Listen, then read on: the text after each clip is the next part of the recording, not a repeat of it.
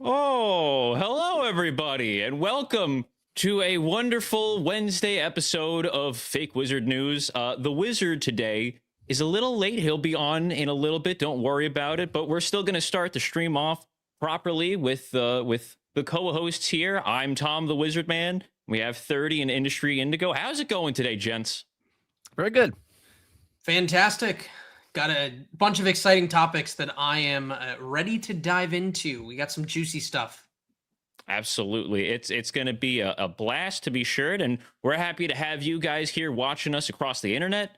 We appreciate you guys being here. So let's get straight into the news today. All right, let's get into it.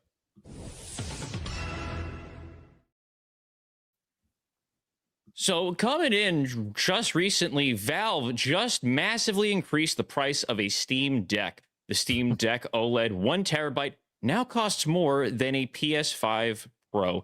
Now, gentlemen, we have had a lot of price increases in consoles just this year. It started last year. You had Xbox and PlayStation boosting it up. This year, we had Sony again. Now, Steam, you got the Switch 2 is going to go up in September. Yep. Is this now just going to be the trend? Is just, everyone's going to raise their prices now? I mean, that's what it seems like. Go ahead, Isaac. Go ahead. Yeah, I think the thing that stands out for me is that, like, this is all business economics, right? Like, as a video gamer and someone that plays it, we look at it as we want the best experiences. But the businesses themselves are thinking about this, like, how can we get the most money from the most amount of people and still be satisfied? So for them, they're looking at, and I know Wizard talked about this when the Switch came out and a game went up to $80. He was like, people are willing to lose a couple buyers if they can get more money per buyer. That's what they're doing here. And they were saying, Wizard was saying boardrooms from all of these companies across the gaming world were happy that Nintendo did that because they were saying, well, now we can raise prices as well. So that's exactly what's happening here. We see the PS5 Pro goes up, the Xbox goes up, the Switch, they announced that it's going to go up. I think it was September 1st. So we have all these companies that are increasing the prices. It makes sense that Steam does this from like an understanding point of why they would do it, because everybody else is. They don't want to be the only ones that don't. My problem is that I was just starting to feel like some sort of good graces with Steam, where I was like, oh, they might actually be the new contender. They might be someone where I want to start buying from them. And then, they go and do something like this. So disappointed off the rip. Hopefully they can, win me back at some point. But I'm just so sick of the price of everything going up once a week. We literally talk about this every week because it just keeps happening. Yeah. I was gonna say, my whole thing is, I don't understand. Like, I understand if they're breaking brand new shipment coming in and it costs more, right? But the stuff that's already on the shelf, I mean, we literally talked about this for the Switch, like, I don't know, 4 weeks ago, when they said they're going to raise the price. The Steam Deck, obviously, I know some of them are not in stores. You only can buy them from the Steam site for most of it. But those are already in the country. Those are already in the thing. The chips are already in the devices that they haven't sold. These are not flying off the shelf now. Do they think it's going to fly off the shelf now that they've raised it 40% more expensive? I don't think so. Like, they're just killing themselves and taking a whole section of gamers out of the equation because they're not going to be. They didn't buy it already. So why are they going to buy it now? Why would they buy this now? Yeah. There's no value add. They're not changing anything. Right. No LED or bigger storage space. Nothing. Not a bigger device. It's just the exact same thing from Monday to Tuesday.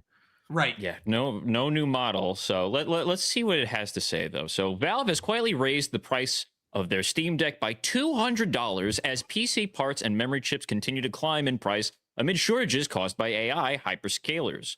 A Steam Deck OLED 1 terabyte device now costs nearly $1,000. On May 27th, as spotted by video game deals guru Wario64, Valve has raised the price of both variants of the Steam Deck OLED, and not just by a few dollars. These are some massive increases. Here are the new prices for a Steam Deck in the United States. So the 1 terabyte is $950 And then the 512 gigabyte is $790. All right, that is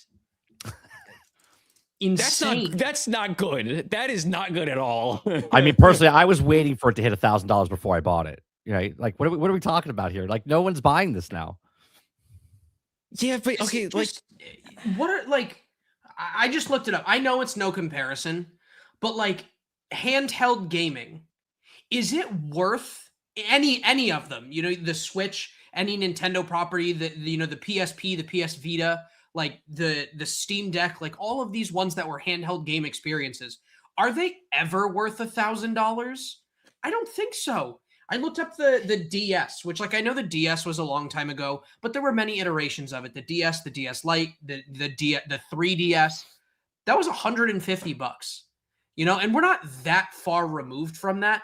Also, we don't need that much more power. People want better stories. And I really feel like people would be willing to sacrifice, the storage space, or sacrifice the speed or the brightness of it if they could just make good games. But now they're asking them to have an entry point of over $1,000, and there's still no guarantee that the games are going to be good. Why would anybody be willing to do this? If they weren't selling, like 30 said before, at $650 and at $550, what the hell makes them think that they're going to sell at $950 and $790? Well, are they improving the battery? Because that's the worst part about handhelds. The battery life on any of these things lasts like an hour, maybe 2 hours max, especially when you're running it on the graphics or whatever you're running it on the you know what I mean? So it's like, is it worth the additional $300 for the 1 terabyte? And I don't want to put the cart before the horse here, but what does this mean for the Steam machine, right? Like, what does this mean for that?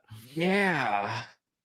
Well, see, you mentioned the handheld consoles, Isaac, and that's a good point, because for one, the handheld consoles back in the day, you had the PS Vita, you had the DS, was the cheaper option than getting the mainline console. Right.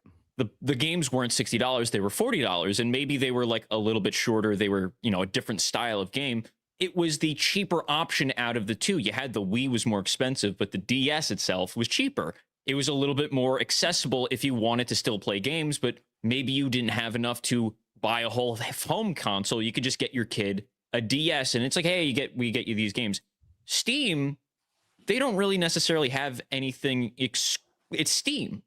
There is no exclusive to the Steam Deck. You have games that are now being optimized for the Steam Deck, but still you can play it on your PC.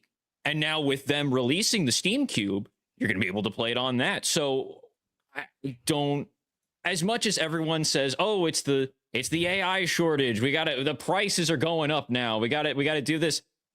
They said that for Nintendo. What made Nintendo raise prices? Shareholders. We kept on hearing it. Oh, they're going to have to raise prices because of the RAM shortages. Oh, they're going to have to raise prices because of this. And then we read the one article, hey, they're getting pressured by their shareholders. And then a week or two later, yeah, guys, we're going to have to increase the price of the Switch 2, but we're going to give you some time. We're going to let you wait until you can do it. Funny enough, I was in Target today, and they have the $500 console out there now with the choose your own bundle. Has finally hit the stores. You can choose, do you want Pokemon Pokopia, I think Donkey Kong, and then Mario Kart World. Yeah, Donkey Kong was one of them.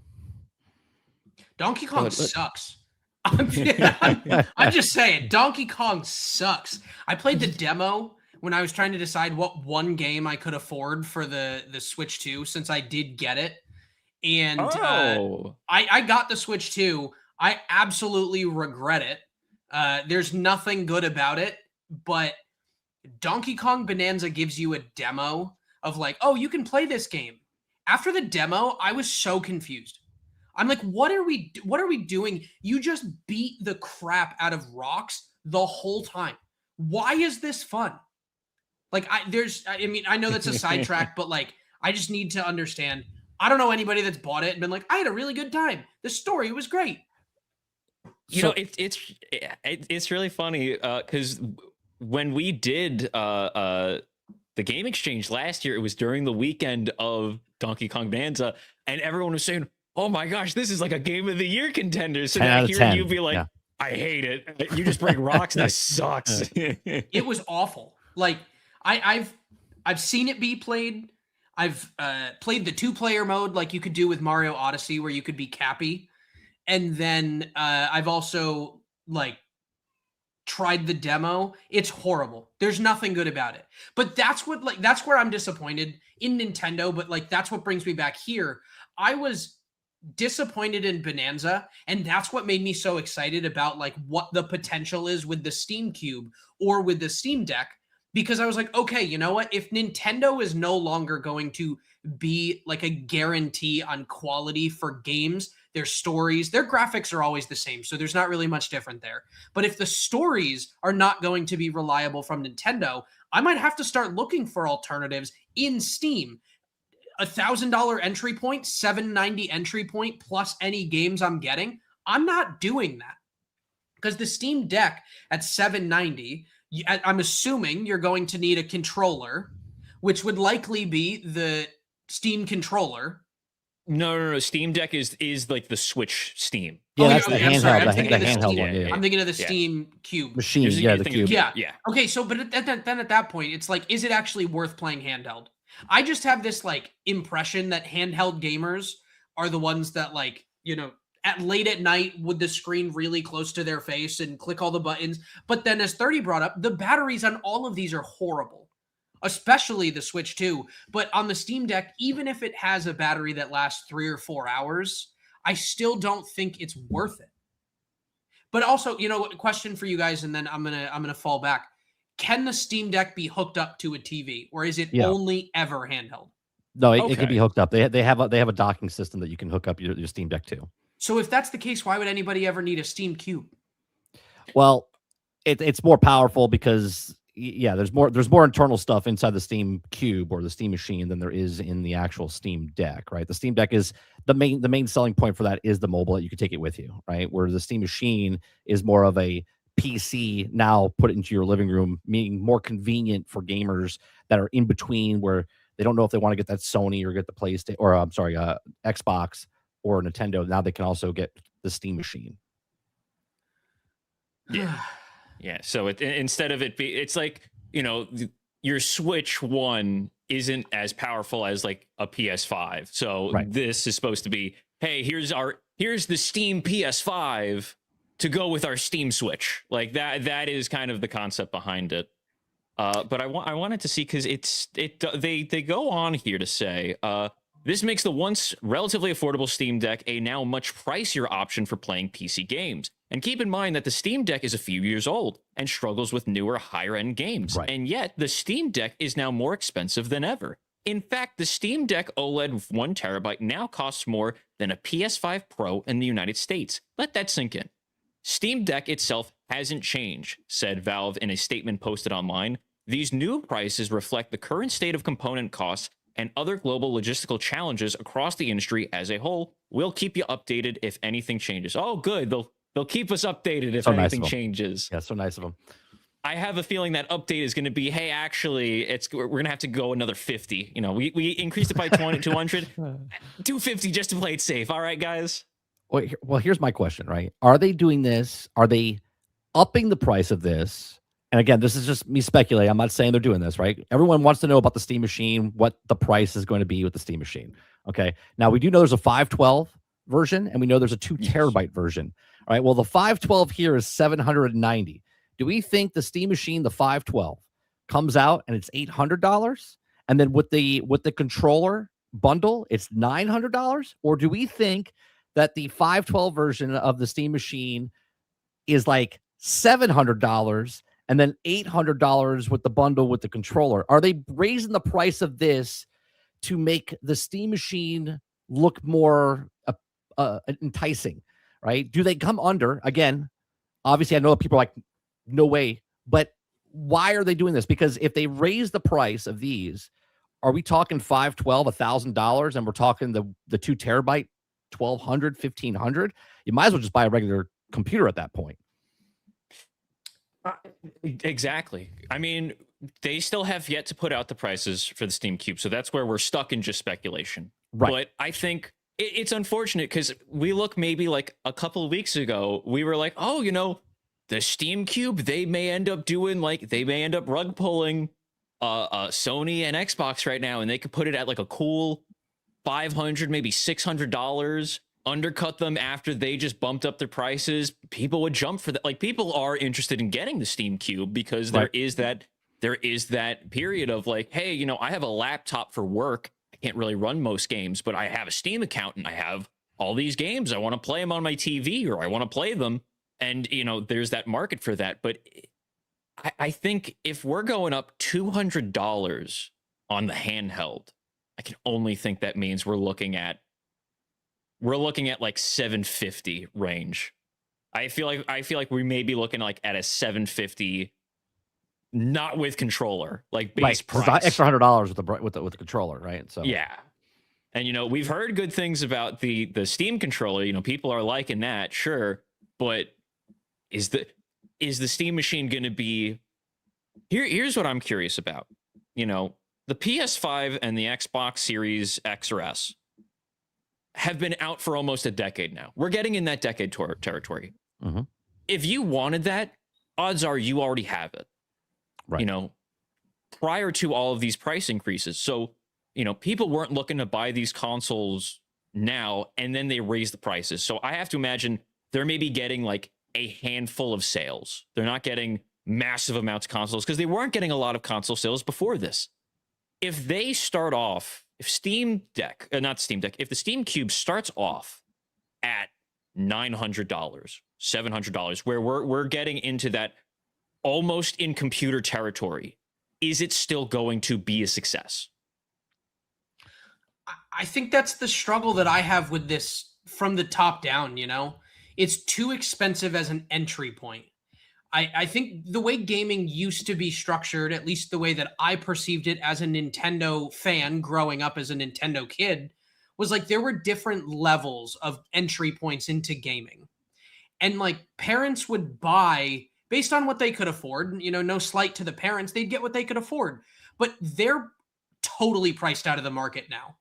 They're like, we talked about it 3 or 4 weeks ago, and we said like the Switch 2 being an entry point of $660 is ridiculous. And now Steam is like, watch me. And then they take it even further, right? And then you've got the PS5 Pro. You've got the whatever new Xbox they want to come up with, the Rogue Ally. These are all so ridiculously expensive. There is no entry point into gaming anymore. So like your only alternative, and I know this sounds crazy, but like addictinggames.com, coolmath.com, like the games that we used to play where they're cool like side scrollers.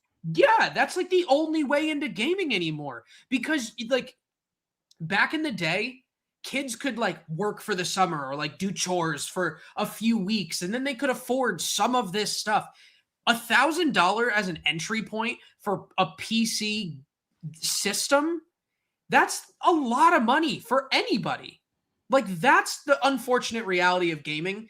It's not just that the stories suck. It's that you can't even get in to find out that the stories suck until you've spent so much time and effort to make the money to do it. And honestly, that's my biggest problem with this whole thing. I'm disappointed in Steam. I think they had a great opportunity.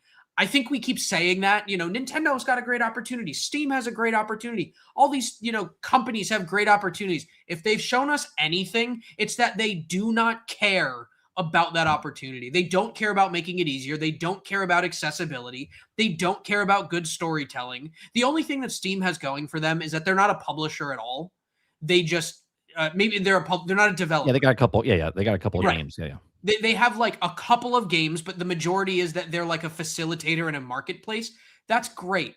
But there is very much so no entry point. I'm just like the next paragraph under what you read, that's the part that like disenfranchises me. Steam Deck itself hasn't changed. Well, then what the living F requires you to go up another $200? And where did you come up with that value?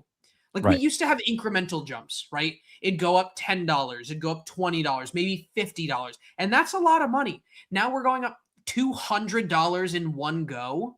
This is not a necessity. This is greed. But Steam has the advantage that all of the other ones don't, where they're a privately held company. So they don't ever need to tell you that. They can just hide behind, oh, rising costs. Prove it. I've always been a prove it person. They can't. They don't have to. Here's my thing with the gaming industry is being run like Disney picking up Marvel and Star Wars, right? They picked up Marvels and Star Wars, and they're like, there's so many possibilities. We already have this baked in audience. They're just gonna buy whatever we put out, right? That's what the gaming industry is doing right now. They're like, it's a closed ecosystem. We already have all the people. No matter what we do and what we put the price at, they're gonna buy it because we just, we're addicted. We have to have it. And you're at that point now where you're pricing so many people out. And when you're pricing people out, because let's just forget this generation. The next generation, PlayStation 6 comes out, the Xbox Helix comes out, they're over $1,000. If people weren't picking up the $350 systems and the $500 systems and the $700 systems, if you have no systems out there, then you have nobody playing your games. That means the developers that are making these games have nowhere to go because they're making games for very few people. Now you're going back to like the 80s when Nintendo sold 8 million units, and that was huge. Now you're selling 100 million units. But now 58% of PlayStation users haven't moved over to the PlayStation 5 yet. Was it 48 or 49% of Xbox users on Xbox One still or older haven't moved over to the Xbox Series S or X yet? I believe so. So those people are not moving over. The new people, if they were waiting for a system, they're not going to be buying a $1,000 system now. So not only are they screwing over the customers, but they're screwing over the developers and the studios that are making these games, because how are you going to sell games if no one's got your systems? Right. Are you hoping the whale buys 1,000 systems himself and hands them out to his family members? Like, I don't understand what they think is going to happen here. They're literally destroying the gaming industry by keep raising these prices. If Steam, in my opinion, because they make $1.6 million per person and they only have like 365 people working for this for the actual company, and because they don't live off of making the games and then selling the stuff, and they're just making the hardware, they can take a loss. And if they take a loss just to get the systems out there, that is the only attractive purpose of people going, oh, well, I'm not going to get a PlayStation 5. Or I'm not going to get an Xbox because the Steam machine is cheaper. And they'll automatically buy the cheaper thing. And then they'll figure it out later when they buy the stuff, because there's 20,000 games on PC, right? Just this past year, there's 19,000 the year before. There's 18,000 the year before that. So just off these last 3 years, you have 36,000 games that you could pick from if you buy a Steam machine at $800 or whatever it is, right? So if Steam was smart, they would lower the price, take the loss, because right now all the systems were cheaper and they've gotten more expensive over time. I was just telling Tom before the stream, wouldn't it be funny if Steam came out and did charge $500-600 for the 512 and then raise the price maybe 6 months, 8 months afterwards? So like anyone that buys it early gets it cheaper and then it goes up in price afterwards. You know what I mean? But that would be interesting to see. Now, obviously, is it going to happen? Probably not. But they're pricing everybody out of the market, and they're screwing their own studios over because of it. Yeah. You know, I saw at on April 1st, and I should have known. I fell for it. I'm such an idiot. I saw that Dreamcast was coming back, a Dreamcast 2 at $299, and I was freaking hyped. I was like, I never even played the Dreamcast. Like, I never owned one. But $299 as an entry point into gaming is going to be exciting, and it's going to allow people to get into the market. Even if they don't stay with Dreamcast forever, I was like, oh my gosh, this is going to be so incredible. Well, obviously it was a joke. I was very disappointed when I found that out. But I mean, everything you say, 30, it's spot on, and everyone's hurt along the way. And I feel like we see it in every avenue possible. Nintendo's doing it by saying like, oh, you don't want our stuff anymore. They were always the economic option. You can't afford our stuff anymore. Tough. Sony and Xbox, they're just going back and forth, just trying to see who can raise it the highest. But people aren't switching over. There's a reason for that. There's no value add that's worth it. And I have a review that I did on the Switch 2 as I was opening it up, like as I was taking it out of the box. And I've come to the conclusion that it would have been better to just buy the Switch OLED. The Switch 2 should be called the Switch Pro. There's nothing too worthy of it. It is identical to the first one, a little bit more power. It should have been a Pro, but buy the OLED one. Save yourself new $100 to $150 or buy it refurbished. You know, like there's just nothing exciting. I have nothing in my opinion that I'm genuinely excited about from a hardware perspective, and truthfully, even a software perspective right now in the gaming industry. I know some people are excited about Star Fox that's coming out. I believe a lot of people are under the impression that for the Nintendo Direct next month, they're supposed to announce a new remake of Zelda. But beyond that, what is there? You know, like, who cares? What are we doing here? I'm disappointed. I thought Steam was the path forward. It seems like it's not. And I feel like we're just going to have to wait and see, because I think this is just going to keep going. And I think what Wiz says about it, you know, let's make $200 for GTA 6. I think we do the same thing here. Let's make the Steam Deck $1,500. Let's make, you know, all of these $1,500 and see where we end up. I'm going to go play the old ones. Yeah, well, it's certainly going to be interesting to see how everything plays out. To your point about the Nintendo Direct, we're looking at within like 2 weeks is going to be when all of the game studios are going to be putting out all of their showcases and events. So we're probably going to be talking about that soon. And I could see Steam putting out the date, or not the date, but maybe the price during that whole week of game releases and announcements. So it's going to be interesting to see. And with that, I think we're gonna hop back over to chat.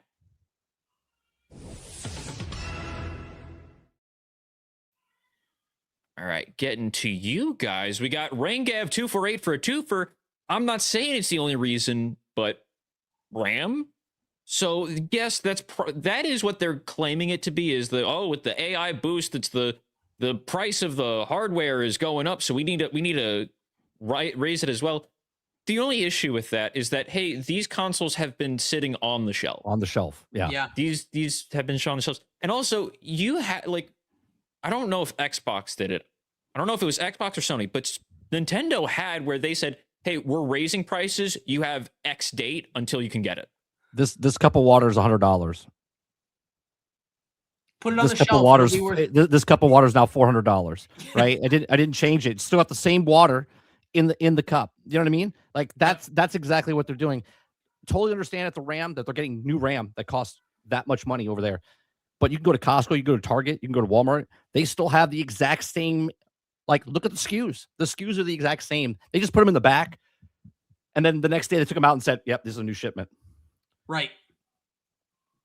So, but here's something that interested me about RAM specifically, because I didn't believe that this RAM shortage was actually legit. So I started doing some research on other countries and if other countries are also experiencing the RAM shortage. And what I found out is that most of the other countries, they're not experiencing this RAM shortage. You can buy RAM at the same price that it was a year and a half ago in Asian countries. So like they say there's a RAM shortage, I'm pretty sure it's artificially created to bump up prices and then be able to justify it. Well, that, and also you had with the hard drives, you know, Google, I think it was Google, they figured out a way to make them more efficient where you don't need as much. Yeah. So what's the deal? That should have theoretically brought some other prices down. So we'll have to, again. Prices don't go down. Prices go up, they don't go down. But thank unless you you're for Xbox, the twofer. Unless your Game Pass, Xbox Game Pass, then it goes down $7. Oh yes, yeah. Thank you, 30. And you know, they lowered it for $7 just in time for the 10 out of 10 best game of the year mixtape. Yeah. Pros 6327 for a 10 banger. Still optimistic over the machine's overall packages and selling point. If Valve can pull together a solid package and even include some other goodies for the hardware, I still believe there is a market. It all comes down to pricing, packaging, and value. If they, you know, one of the things that, you know, people, I think they're crazy. I think it's crazy, but part of me also kind of wants to believe is that there are the line of people that think, oh yeah, when they drop the Steam Cube, that's when we're going to get Half-Life 3. And I'm like, I don't think so, guys. I don't think so. I don't think so. But if they did do that, if they did do that, you would have people going out in droves to buy that. Just to have the cultural relevancy of like, I bought it when they released it. It was insane. But also, it's now living up to the expectation of Half-Life 3. It's never going to be able to deliver on it. But I want to be optimistic. But with that article we just read, I don't know. It's now it's hesitant. Now it's a bit of hesitancy. But thank you for the 10. We got Droxus for a 5. I own a deck. The dock is not well optimized for play on a TV. The deck does struggle with higher volumes of on-screen activity and fidelity. Oh, well. That's a feature. It's a feature. Okay. Oh, it's a feature. Yeah. You're just using too powerful of games. You need to get the better version of it. That's the issue. You have to upgrade. You have to upgrade and pay more for the same thing that you already have. Yeah. This is one of those things where, like, I wouldn't. It always brings me back to when there's things like this. The iPhone 6, where it had that feature where it would bend in half if you sat on it, and then the Wi-Fi wouldn't work if you held it a certain way. And Steve Jobs was like, "Well, don't sit on it, and don't hold your phone that way." Like, it's never their fault. It's always your fault. So, like, in this case, this makes me think that Valve would just be like, well, why don't you connect it to your TV and use plug-in 3.7 millimeter headphones on a TV screen plugged in? Like, things that don't make any sense. You'd never be plugged in and then like 18 inches away from the TV looking up at it. But they would say that because that would save them from having to actually accept responsibility. Yeah, it's the, it sounds like your cables aren't working. Oh, your cables are working? Oh, it sounds like your TV's not working. It's not us. Yeah, it could never be us. It's just kicking the can. It's got to be this then. Yeah, if something's broke, it's just a feature. Valve has for them is that they're not a publicly traded company, so they don't have the shareholder value, but they're acting like they do. That's the part that kills me, because they have the opportunity to own the gaming market, and they actively choose every opportunity not to. I feel like a disappointed parent. Like, I'm not mad. I'm disappointed. But damn, am I disappointed because they really have the opportunity to do more, and they just choose not to. And it's very upsetting. So thank you for the 5. Thank you for the 5. We got Decepticon YT for a 5. Just check Steam, and the deck is going for Canadian $11.29 or $13.49 for the 1 terabyte model. Absolutely insane. Absolutely insane is correct. My lord. You have to start selling your blood and sperm up in Canada for that stuff. Yikes. Speaking of our neighbors up north, I saw this thing earlier today that said, what's the #1 country in the world for your money going further than ever? And they said Canada's the #1 country to, like, you have to move here. You get the best bang for your buck. And then we get comments like this, where it's $1,349 Canadian dollars to play a game. And the games might be $2.99, but you've got a $1,400 entry point into it. It's ridiculous.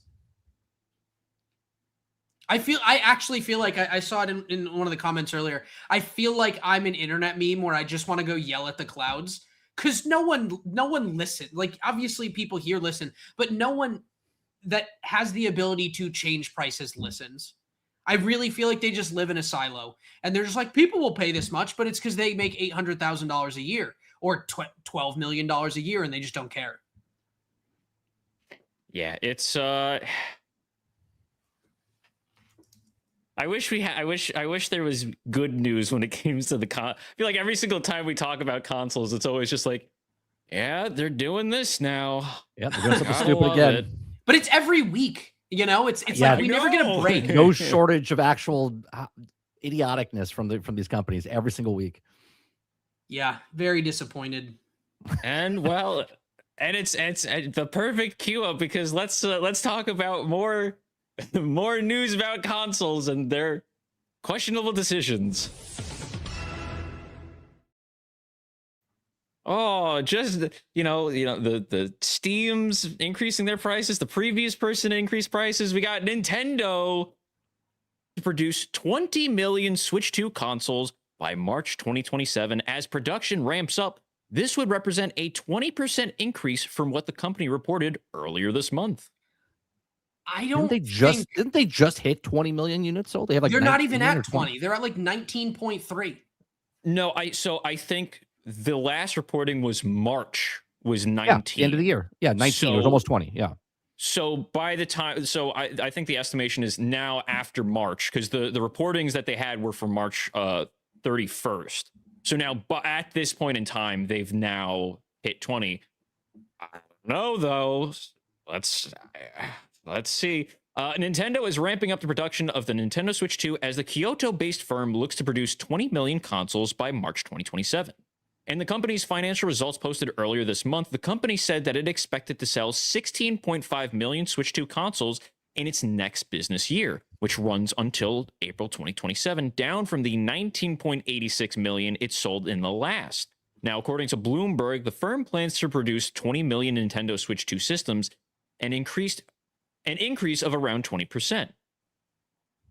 For them, there is no real downside in lowballing numbers first and then surpassing them later, industry analyst Serkan Toto told Bloomberg. The just finished fiscal year is a good example. Earlier in May, Nintendo announced plans to increase the retail price of the Nintendo Switch 2 in the United States, Europe, Canada, and Japan. From September 1st, 2026, the price of Switch 2 consoles in the US will increase by $50 to $499.99. In Europe, Switch 2 hardware will increase by 30 euros to 49.99. And in Canada, the console increased by 50 to 67.99. Yikes. $50 is not 200. No. But remember, Nintendo's hurting. This is why This is why they need to sell another additional 20 million units this next year. But this is basic supply and demand. I learned this in 7th grade. What are we doing here? When you make more, you sell them for less. I fully believe that Nintendo executives wake up every day, go into the boardroom, smack each other on the butt, and they say, we're going to have the Switch 2 sales pass the Switch 1. I really think they believe that they're going to sell 180 million of these. Well, they don't have to sell 180 to beat the Switch 2. Like, what did the Switch 1 come out at? Was it 300? 249. It was 250. Yeah. Okay. So right now, no, I thought it was more than that. I thought there was I think it was that's the light. 99. Yeah, the light is 250, right? And then the regular one was 300, and then like 350 or something like that for the OLED. Regardless, for every 2 Nintendo Switch 2s they sell, it's basically almost like a third unit, like a third sale they've made, because they're making almost double the price of the original now after they raise it in September, right? So this first year, they got an additional $150, $175 more than the regular Switch 1.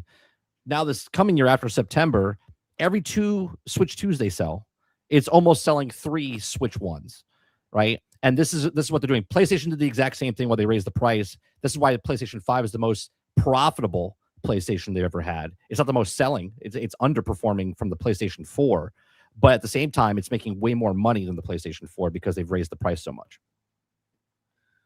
Okay, so I'm a numbers guy. So like what you just said, I try to put it into numbers that make sense, right? So if they're doing that, they say that the Switch 1 sold about 170 million units. Yeah, it's gonna be the number 1 selling console of all time. It's gonna surpass the PlayStation 2, correct?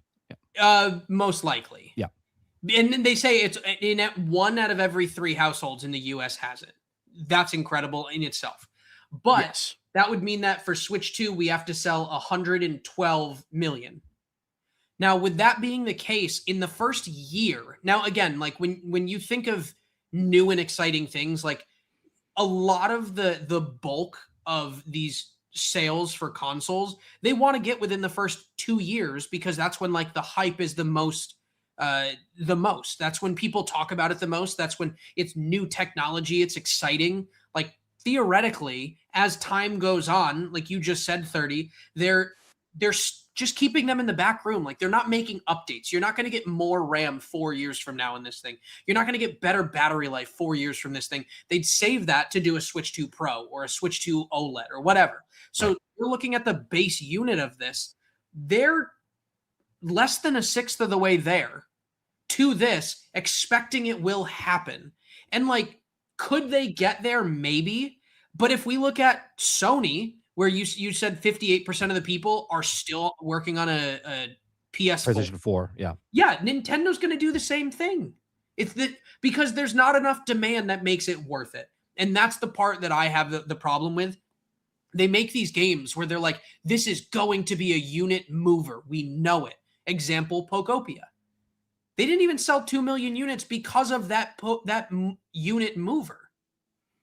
Yeah, but you got to remember, the big selling point for Nintendo was COVID, right? They were the only ones that have an actual system that was out, and it was pretty cheap at the time, and people were locked in their house. So everyone bought a console. People bought multiple consoles so they could all play, Animal Crossing inside their house, right? In their house.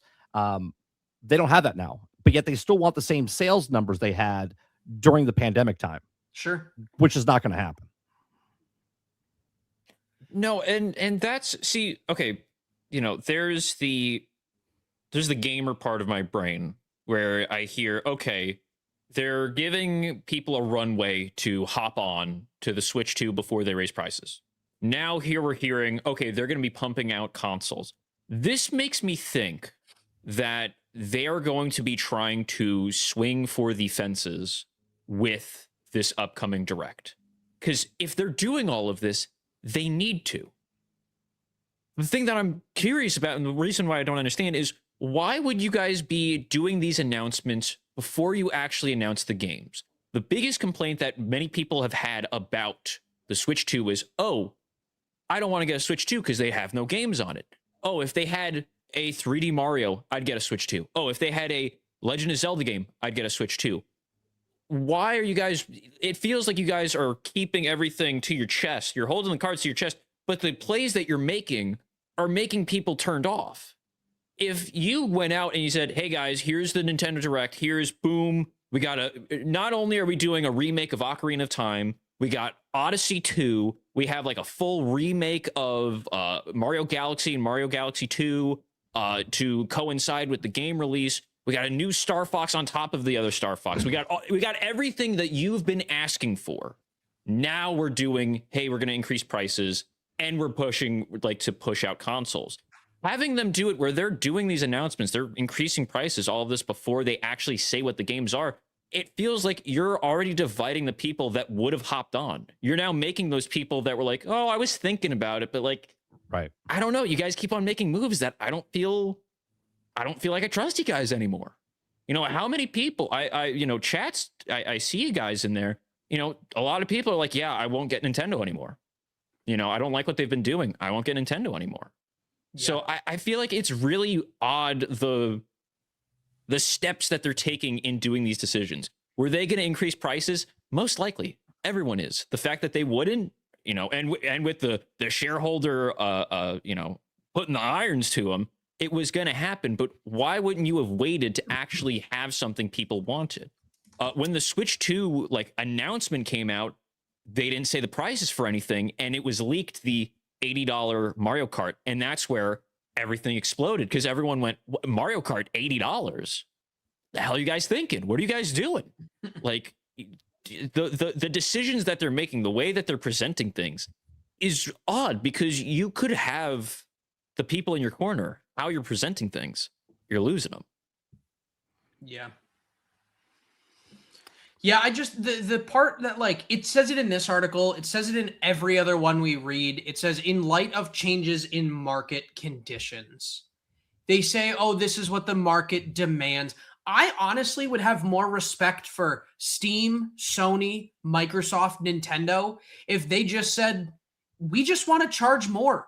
We think the features are better. The water is better this time versus this one. It's more you're getting more value, right? We're leaving the value proposition era of why should I be willing to spend more? And these companies are just saying you're going to spend more. And it's people are going and touching grass more than ever now because they don't want to be involved in this stuff. They're like, this is a waste of time. And honestly, this is not a shameless plug, but I understand why the Southeast Game Exchange has had such tremendous growth over the last 10 years because people are looking at older games and they're willing to pay $5 for a game for PS1, $12 for a game for the Wii, because it's actually fun. The stories were better. You don't have to be connected to the internet all the time. You buy it once, you own it forever. Like, there's so many advantages for what marketing or what gaming was, not what it is. So when they use these type of ambiguous words of like market conditions, I hate that. That means nothing.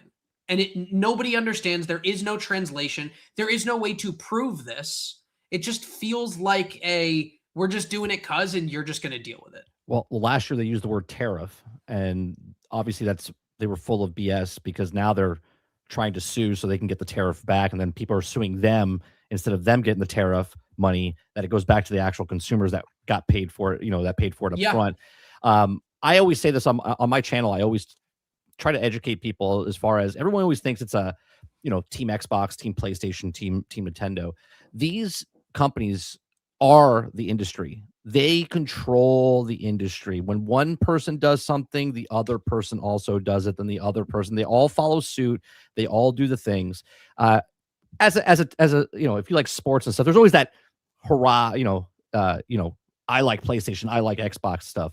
But the industry is the industry. I think I said this analogy on this stream before. You guys watched the new Charlie and the Chocolate Factory? Absolutely. With Timothée Chalamet? With Timothée Chalamet, yeah. With the 3 chocolate owners, right? Yes. Picture those guys as Nintendo, Sony, and Xbox. That's such a good example. And that is the industry, right? And Steam is Charlie, right? Steam is the new guy on the block that's trying to put that box out there to sell, but the industry doesn't want them to disrupt what they're doing because they have something nice here, right? And that's what Steam is. Now, Steam could be a part of that industry, but you don't get that sense because of what Gabe does and what Steam does and Valve does with their way they do business, okay? So that's basically the analogy, right? The industry is the chocolate guys, okay, which is Nintendo, Sony, and Xbox or Microsoft, and Steam's trying to come in to kind of disrupt the chocolate industry, to disrupt the game industry, because they're all in it together, and there needs to be another one in there to disrupt the thing. And if there isn't one, then we, the customers, choose what makes it or break it. All the companies, every single company on planet Earth right now is successful because of what? Because of us, the consumer. We like their product. We buy their product. We keep giving them money because we like their product. Companies die. Why? Because of us. Because we stop supporting them. We stop giving them money for their things, right? Because they keep overinflating their numbers and they go down. So the only way this changes is if we vote with our wallets. If you don't like a company, it's not like sitting up on a soapbox and saying, everyone, don't buy it. If you truly don't like something that's happening with Nintendo, with Sony, with Microsoft, with whoever, stop buying their product. It will slowly fade away. Look at Star Wars. Look at Marvel. All right. They're all going down because we, the consumers, control what comes out. We, the consumers, say what's good, say what's bad. That's it. Absolutely. 100%. So I think we're going to jump back to the chat, but again, we're going to keep an eye on this one because, man, again, I just said it before. Can we not have just a nice, like, oh, this console's actually doing good, and here's why it's good for consumers? Nope. Gotta love it.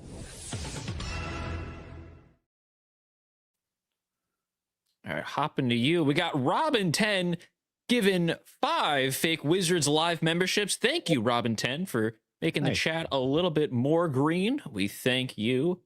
There was one question here that I wanted to pull up. Where was it? Fake Wizard is still missing. What happened? Did Sony and Nintendo put a hit out on him? Is he in secret protective custody? Did James Gunn finally take him out?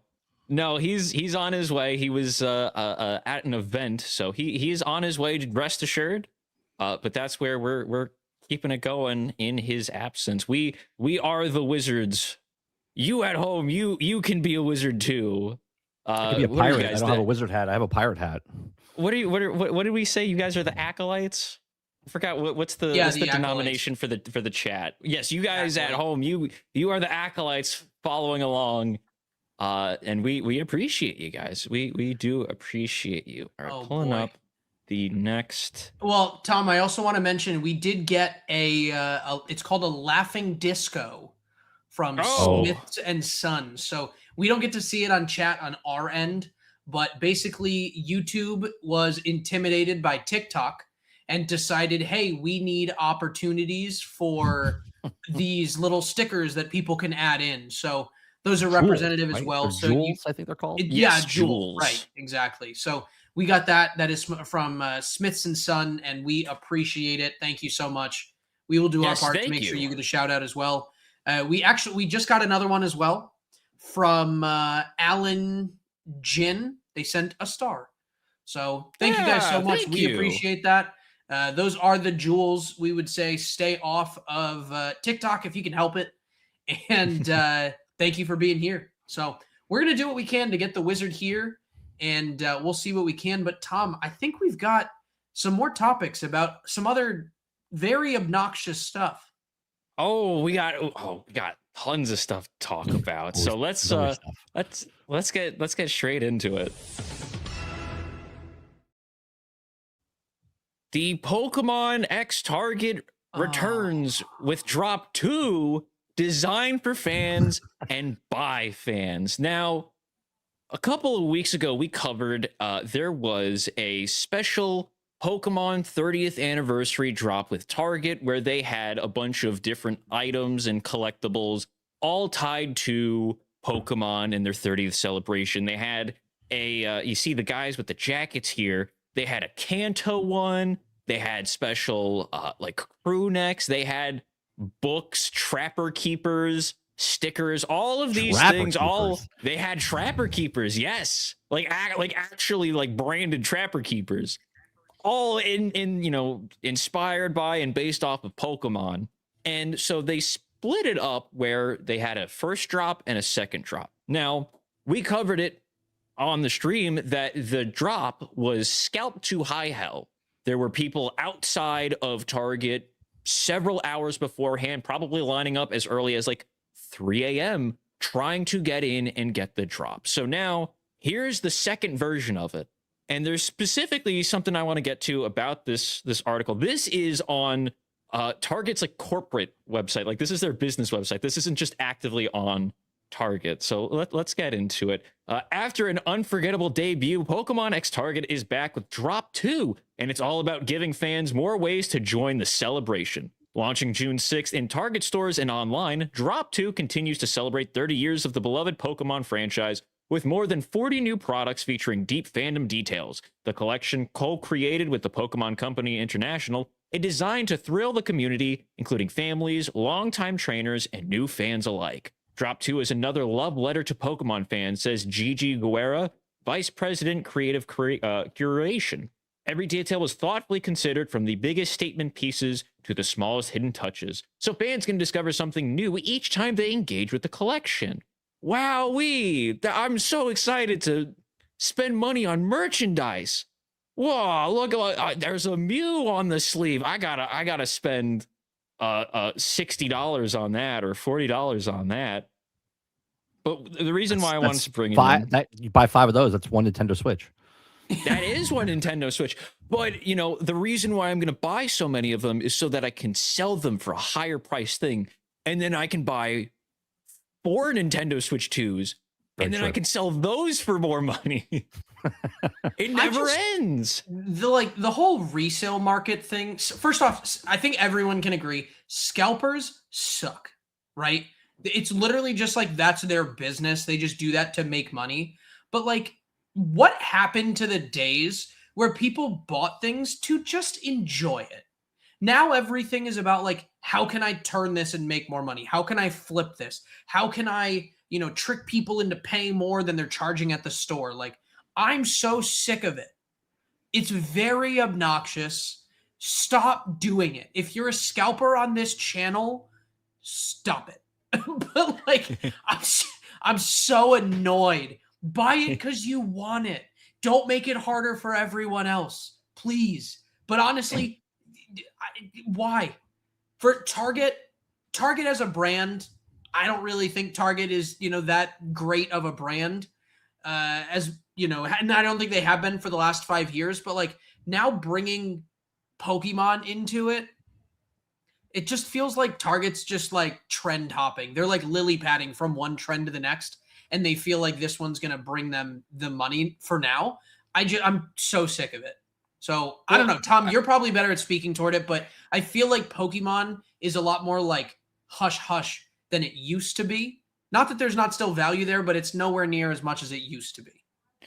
I would push back on that. I would say it is still up there in price it's still up there in not only brand recognizability, but also cost. As we saw with the first drop, people are there at 3 a.m. in the morning trying to buy as many as they can to sell for a higher price because people will buy it.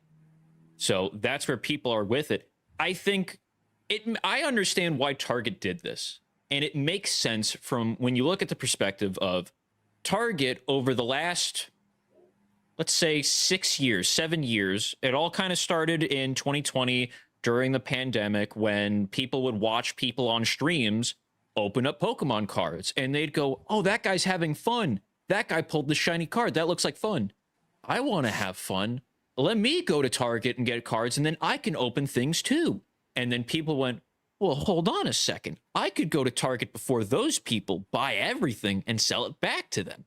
So Target has witnessed over those 6-7 years of all of this happening, where they have to change how they release things. They have to now make it that, oh, Pokemon TCG products aren't on the shelves. You have to go to customer service to buy them because of how many people get into fights about.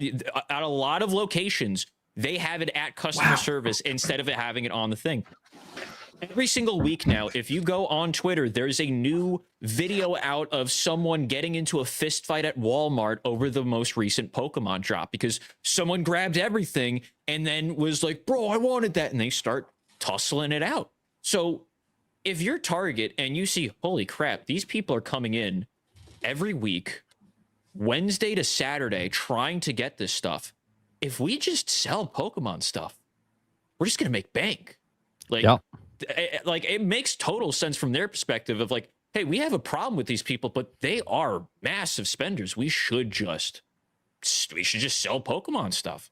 So the reason, other than like covering like, oh, this is going to be interesting to see how it plays out, they have on here tips for shopping drop 2. Pokemon fandom. Make the problem, sell the solution, and help them along. I love the language they use here because it's, it is kind of addressing it, but it's still being polite about it. Pokemon fandom is passionate and Target recognizes the responsibility that comes with launching limited time collections for such a devoted audience. The goal, help more fans get their hands on the product they're excited about. Here's how to shop drop 2. Plan your visit. Plan your visit to Target. I'm not planning a trip to Target. You know what I mean? I just want to go in, shop, get out. I don't want to stand in line like Disney. The assortment will be available online June 6th, beginning at 8 a.m. Central Time, and in most stores at store open. Use the store locator on Target.com to find participating locations and plan your trip. Inventory may vary by store. Items are expected to sell quickly. For the best chance to secure your favorites, consider heading to stores before doors open on launch day. So they're actively saying, if you want this, you got to be here before we even open. I'm kind of surprised to see them say that. When I worked retail, I worked at a place where we sold pop figures during the time. It was like it wasn't at the peak of the height of like the Funko craze, but it was still when it was popular. They're not really as popular as now, but it was during that time where like people would line up, and there was a big deal of it's like, you're not allowed to line up before the store opens because we're only like a couple people in here. We can't have someone mitigating the line outside. That's not a responsibility. But if something did happen, there's that possible lawsuit of like, hey, this guy, fought you in front of your, fought somebody in front of the store. Why wasn't there an attendant out there to stop and break it up? Why wasn't there this? So the fact that they're like, oh yeah, you need to be outside before the store even opens, I'm curious, like, I'm surprised to see. For online shopping, check each item's product page for the latest availability and location updates. Starter jacket availability. Hold on. Can we go back? Going for Can we go back? For online shopping, check the item's product page for latest availability. Since the pandemic, online availability is never accurate. It is never accurate. Well, look, they want you to come into the store. But then you're like, you're asking for fights. Like, what excites me here, I actually really enjoyed midnight releases for video games in the early 2000s. I thought that was so fun.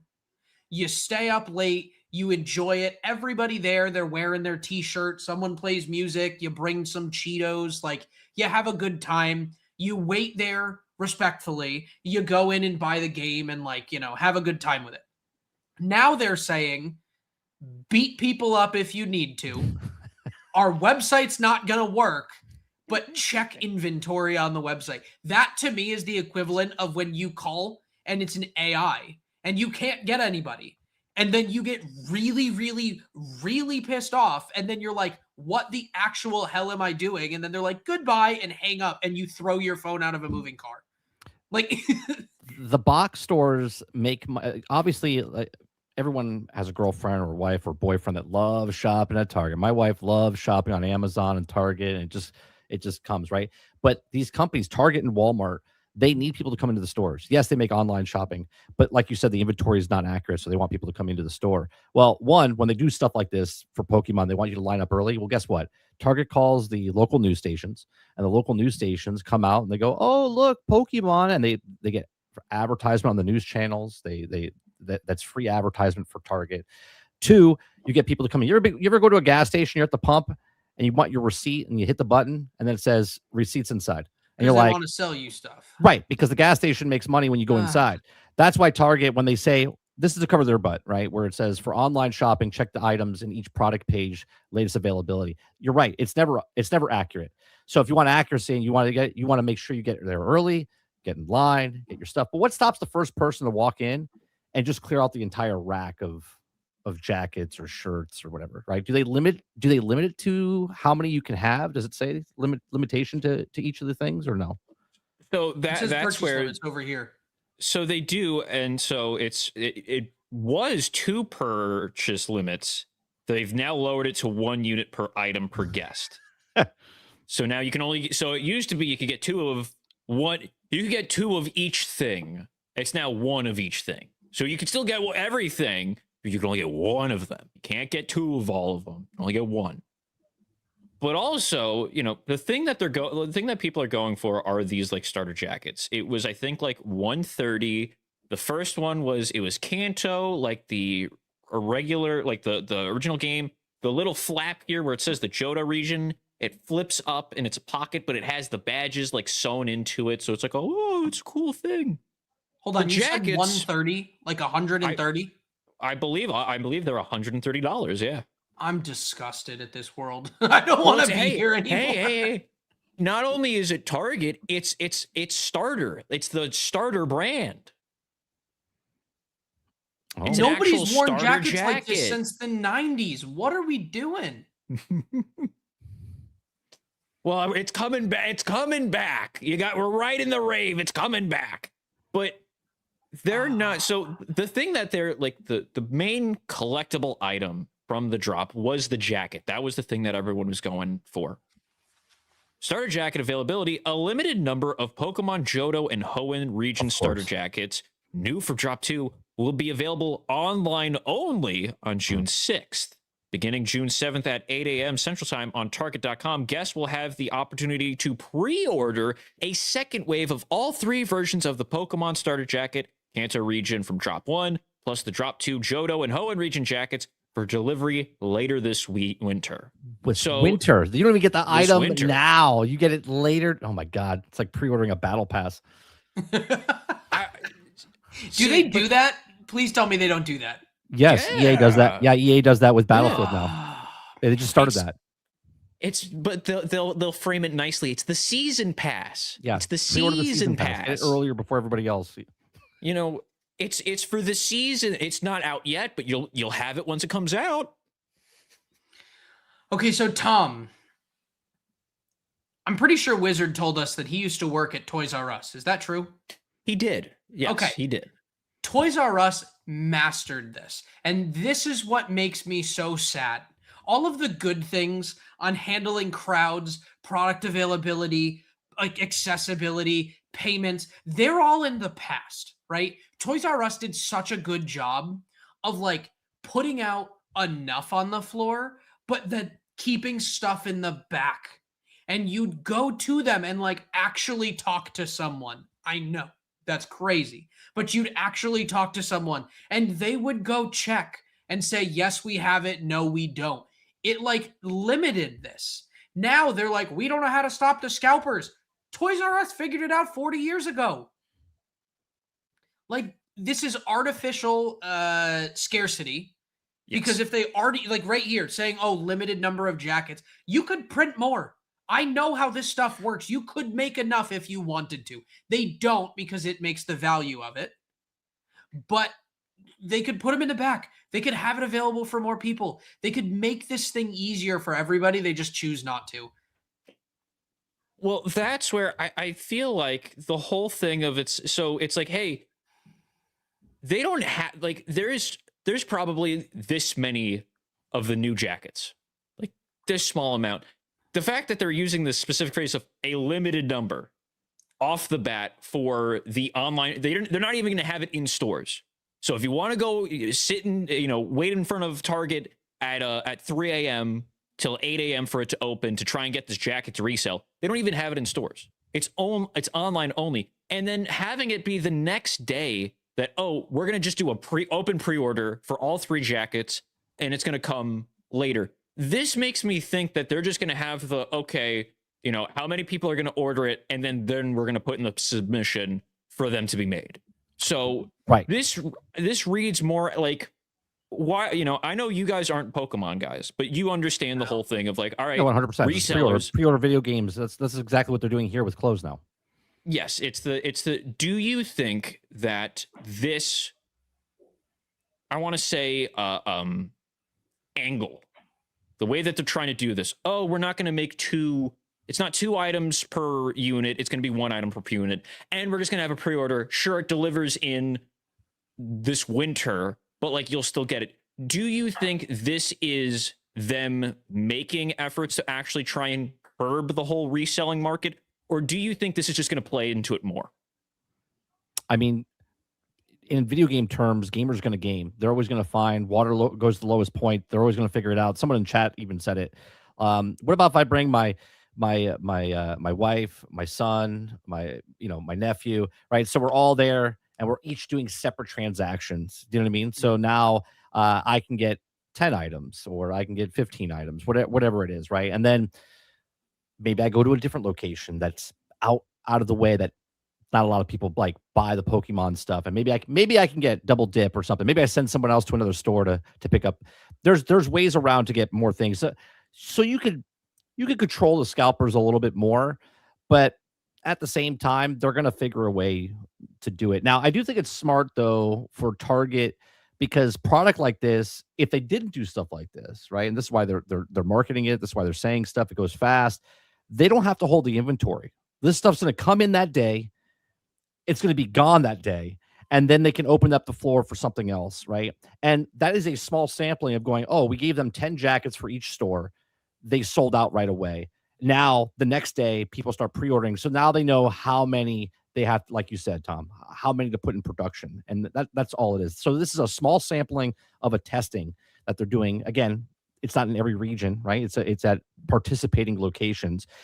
So the participating locations is if that's a major store in or around your area, they see if that's the barometer, right? If that sells out fast, then it'll go out to the other stores in other cities or even in that area. So it's smart for them because again, their whole store is about inventory space, and they don't really have that much inventory, so they don't want to keep it long. So this is very smart by the box stores. 30, you sound like a plant. You sound like you're in on it. I've been doing this stuff for a really long time. So It's you know what? I didn't realize they were going to be posting this today. I wish I took a picture because they still have. I went to Target today, and they still have the section up in the Target store where all of this was supposed to be, but all of the hanger, all of the hooks where the shirts and jackets are supposed to be were empty, but they still had like some of the like food. They had the pirate's booty cheese puffs that were Pokemon decaled, and like the like makeup sets were still there. And on the like in the middle aisle was the Mandalorian and Grogu collection. That didn't get the aisle space. Pokemon got the aisle space. But the Mandalorian and Grogu got the little table in the middle. I thought it was funny. If I knew we were going to talk about this, I would have taken the picture. But Isaac, rounding around, finishing this up. If you were a big box store, if you were Mr. Target, you owned all the Targets, and you were like the big decision man at Target, would you actually try and, how do I want to phrase this? Prevent scalpers? How would you prevent it? But also, more importantly, would you actually do anything to try and prevent it?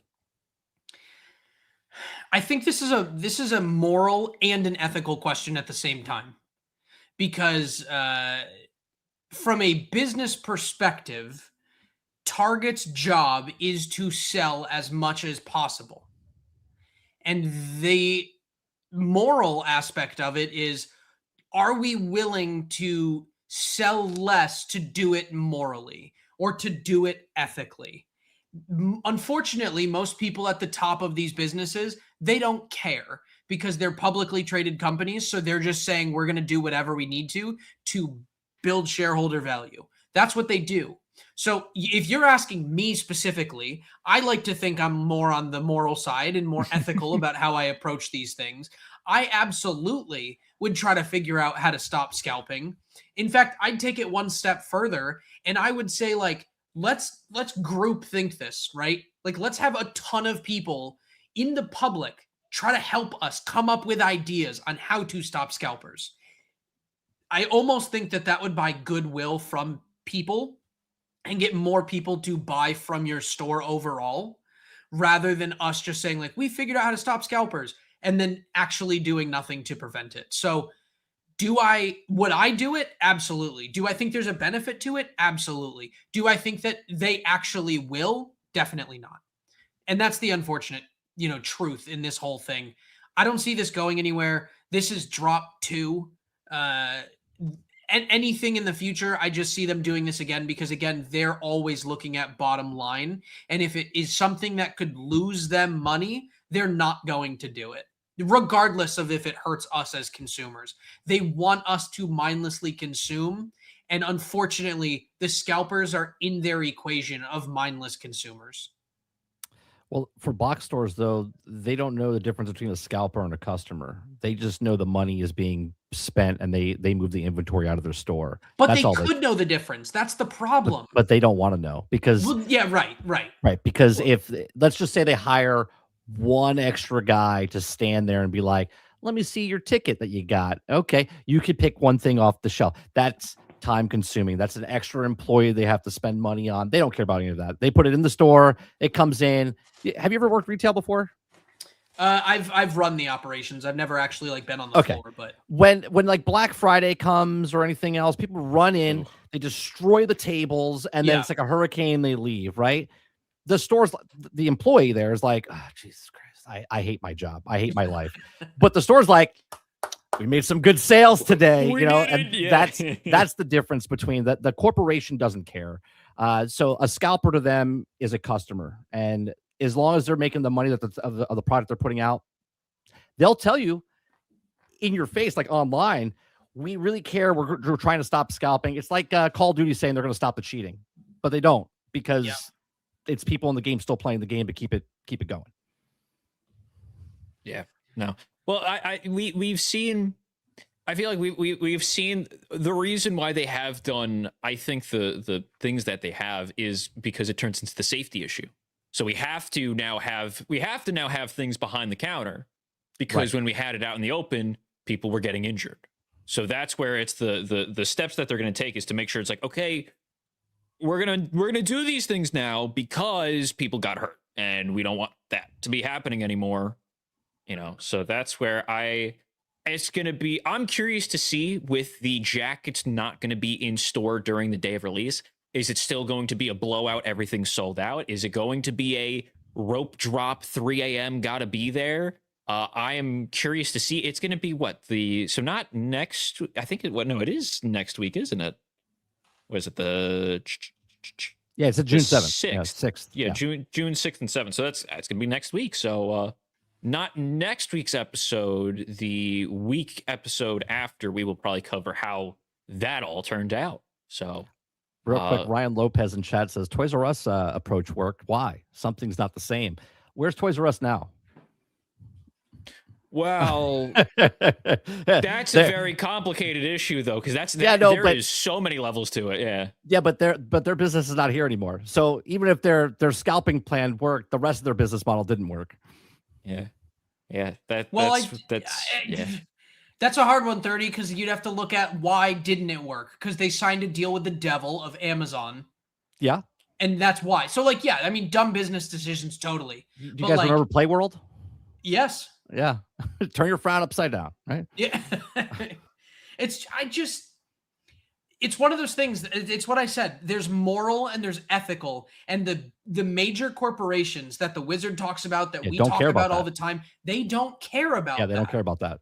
And that's the problem in today's world, us as consumers, some of us here and the people that we talk to, they understand, okay, we don't need to just mindlessly consume. We should think about it. But they do their darndest every time they put out any piece of marketing to just make you mindlessly consume. And this is the type of stuff that happens. A scalper is no different than, a single mother who's buying something for her kid that she saved up for 4 years. They don't care. And that's the unfortunate problem. I don't know. I think I have to be there. I have to have 3 computers set up on different VPNs to try and get the Johto region jacket. It is I can see you in that jacket, Tom. You should get that jacket. If you don't have that on stream in the next few weeks, I'm going to be disappointed. You could put the kazoo right in the front pouch there. Easy access. I would be able to hold a lot of different. You could put your figurine in that pocket too. You could be starting to pull a whole bunch of stuff out. Oh my goodness! I'd do a little magic routine. I'd be like, "Oh, what's in this?" Start pulling the different ropes out. 30. Stop giving him ideas. This is a problem. What's this? Oh my goodness! But I just want to. I want to give an example though of there's an entire industry that I know that probably not many people here are involved in. I'm not involved in it myself, but I know that it had its place in time. I think it hit its peak 10 years ago. The shoe industry. That entire industry is now decimated by scalpers. Nobody is does it still exist? Do they still have meetups? Sure, that type of stuff. But the shoe industry is a very clear example of where scalping has ruined shoe drops, the excitement behind it. People have given up. They're it's not even worth trying. And I'd hate to see some of the IPs that we grew up with that have been here for 30 or 40 years completely get decimated because they are not able to figure out the scalping issue. Or they just don't care about it. It's the it's the dual pronged issue of not only is it the can they figure it out, and then there's the oh, do they even think? Because there's Pokemon is just one example. I think Pokemon is the best example because it's what is out there right now. But you had this with before Pokemon, this was Disney. You'd have your Disney store drops. There was the Funko drops. And with those other companies, like you mentioned with Toys R Us, they did have floodgates in place to try and prevent these things. So as other things get bigger, as more properties finally hit the mainstream, and there's more, I want to get into this. Are they going to be able to answer the call of demand? So I'm curious to see how it plays out. We're probably going to talk about it. I have a feeling it's going to be like the first drop, but we will see. And with that, we're gonna head back to chat. All right, let's see. We got Kyle Hip Chen 1677 for a $4.99 merchandising, where the real money from the movie is made. Merchandising. I love the fact Spaceballs. Love it. We had I know it's Spaceballs, but we read it on, I think it was on Saturday. There was the article of like, oh well, Disney's going to be looking at a lot of things for The Mandalorian Grogu, the streaming service, the merchandising. It's like, if they're more concerned about the merchandising sales than the movie sales, something's bad. Something's wrong. This is not a good sign. So gotta love it. Gotta love it. We got Decepticon YT for a Canadian 5. Purchasing limited items online is usually a losing battle too. The sheer amount of bots will outbuy a human almost every time. That's the other thing. That's your happened with the Steam controller just a couple weeks ago. Yeah. And the price went up to what? It's $300 now if it's scalped. Oh, you're talking about when someone the actual put it up controller there? Because they say we don't know when we're going to make more of them, so they had a limited supply. Well, no, they made a second round. Those people got it. Oh, did they already do that? Yeah, they did a second round of it. Okay. They're gonna do I don't know if they announced a third round yet, but yeah, you could have got them because they were making sure people that were actual Steam users, that you had to have an active account within the last like 30 days to buy the next one or whatever it was. I respect. They actually did a good job. They actually did a good job on the second. They screwed up the first time. They did better the second time, and hopefully going forward they'll do the same thing with the Steam machine or the Steam Cube, whatever it's called. Right. Doing a really quick search. Last sold, not bidded. Last sold $1,200. $298.99. Disgusting. So almost 300. Almost 300 for a controller. You know what's funny about that though? It's not even like, oh, it was the Steam controller. If you got it day one, it's like a special color. It's a special red. No, this is the normal controller that will be restocked. It's just like, periodically. It's like art collectors. I know that art's different, but like you've got the original when someone painted it, right? And then you have the reprint of it where they make like 75 reprints of it and they just label them like 1 out of 75, 2 out of 75, and then they reprint the reprint and then it's 1 out of 3,500, and it's like the only one that actually matters at all is the original. Anything beyond that's just a picture. This is like that whole NFT craze in like 2021 where they were like, it's the future of digital ownership. No one gives a shit anymore. It doesn't matter. So it's like that's the same thing that happens here, Steam puts out something that's exciting. People want to buy the first edition of it, but in reality, it doesn't actually have any value other than like, hey, I want to use it. But I do think that there are enough people that would have wanted to use it to justify buying it. It's just the question of, is it worth paying $300 if you know they're going to do another drop? And the answer is probably no. Some people probably did, but that's just because they had FOMO and they were afraid that they were missing out. So Isaac, you're telling me it was not a wise financial decision to spend $60,000 on a JPEG of a monkey? I think that what were they called? NFT apes or something? The Yacht Club apes. Yeah. Yacht Club apes, right? I do think that was one of my dumber investments, but the NFT market's coming back. There's a possibility. It's gonna come back, guys. Still holding out. Yeah, I remember when they had the sandbox and they were talking about how like they framed it. They were like, you could own the digital property next to Snoop Dogg for $100,000. I'm like, I could just not buy it and be okay. And they were just like, take $100, walk over it. to your toilet and just flush it down the toilet. Yeah. Like, this is so dumb. Like, oh my gosh. I never invested in NFTs. I never would. I think there's an actual legitimate value in them in a specific way that the market never adopted, but there's no fun in that. The fun was trying to get this whole digital ape. The fun was, I own this monkey. It's mine. Yeah. But then you have people like freaking Logan Paul, who's such an idiot, hawking all of his crap. Like, you need to buy this. It's the future. Gary Vee told us so. Like, oh my. He's the actual smart one because he made money off of that stuff while everyone else gave him money. From all of his people that watched. He still owes like $3.8 million to all of his fans for that stuff. Don't even get me started on the Pokemon card that he sold like 16 million or something like that, right?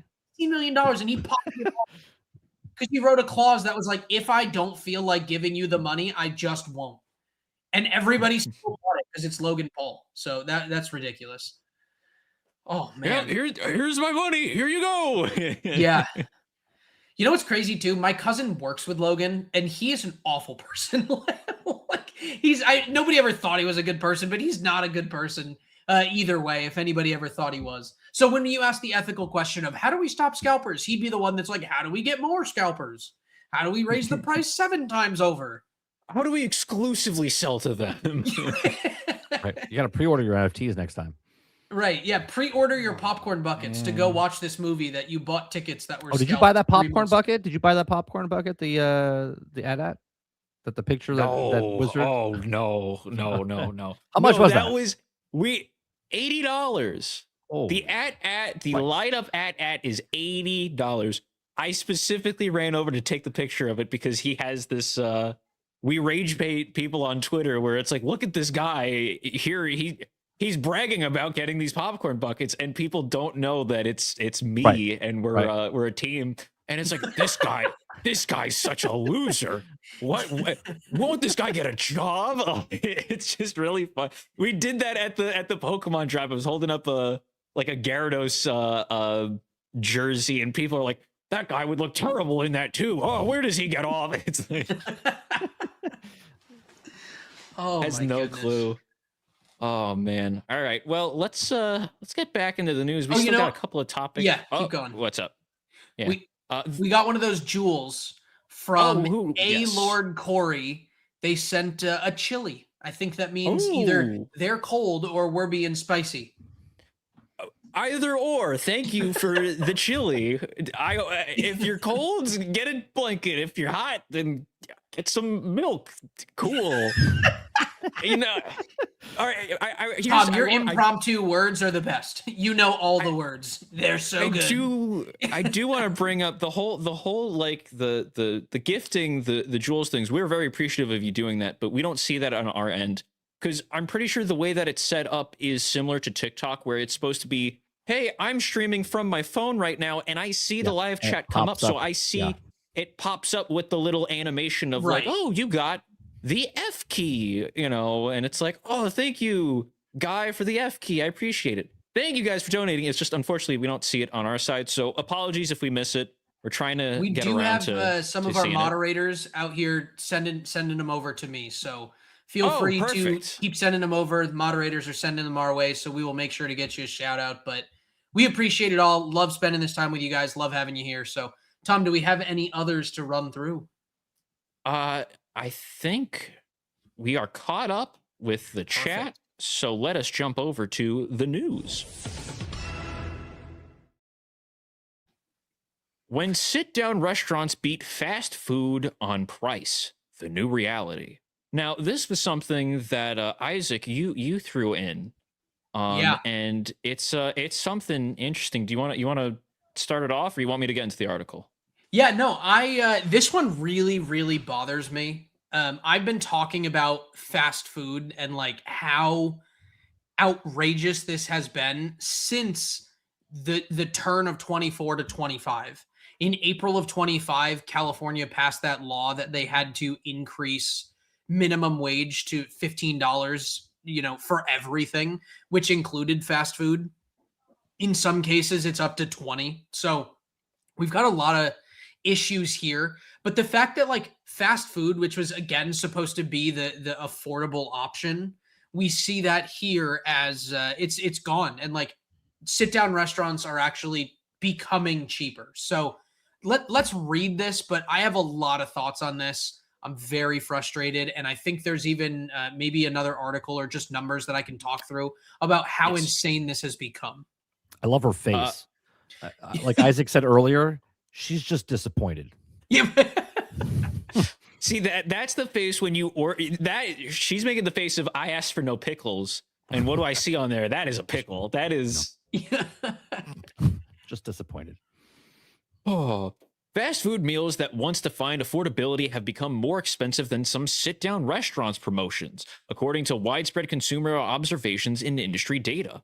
The U.S. Department of Agriculture's Economic Research Service, rising labor costs, tight supplies of key ingredients such as beef, and other operational expenses have driven menu price increases across the industry.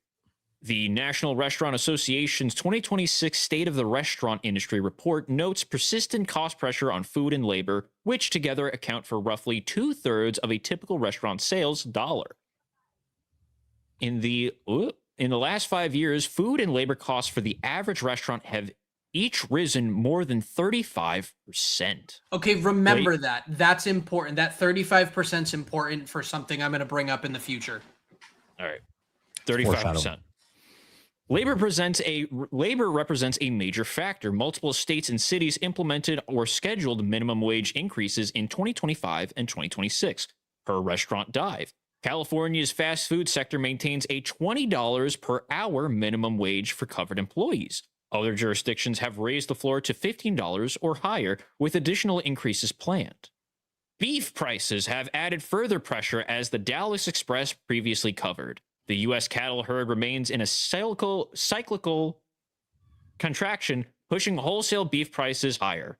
The USDA projects beef and veal prices to continue to shrinkflation in items such as burgers, fries, chicken nuggets, and sandwiches across major chains. Some consumers have noted smaller chicken fillets at Chick-fil-A, reduced nugget sizes at Wendy's, and thinner or smaller burgers and sides at McDonald's, and others reported Chowhound.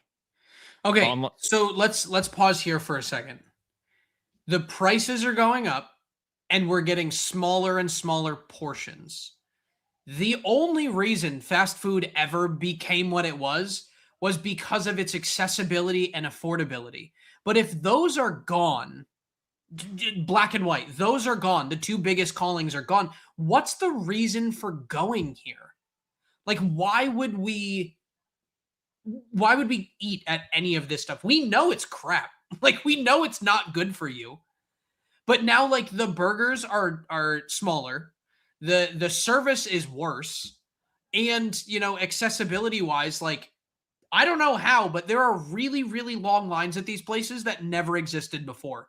So 30, you talk about, like, you know, we vote with our wallet. Why are people still buying this stuff if every indicator tells them not to? Have they been tricked into it? Is it an addiction? Like, what is it? Well, they've been conditioned, right? The condition is that you've been conditioned that it's fast food. You've been eating it since you were a kid, right? So you have these memories, right? The remember memories, where you got the McDonald's Happy Meal or whatever it is, right?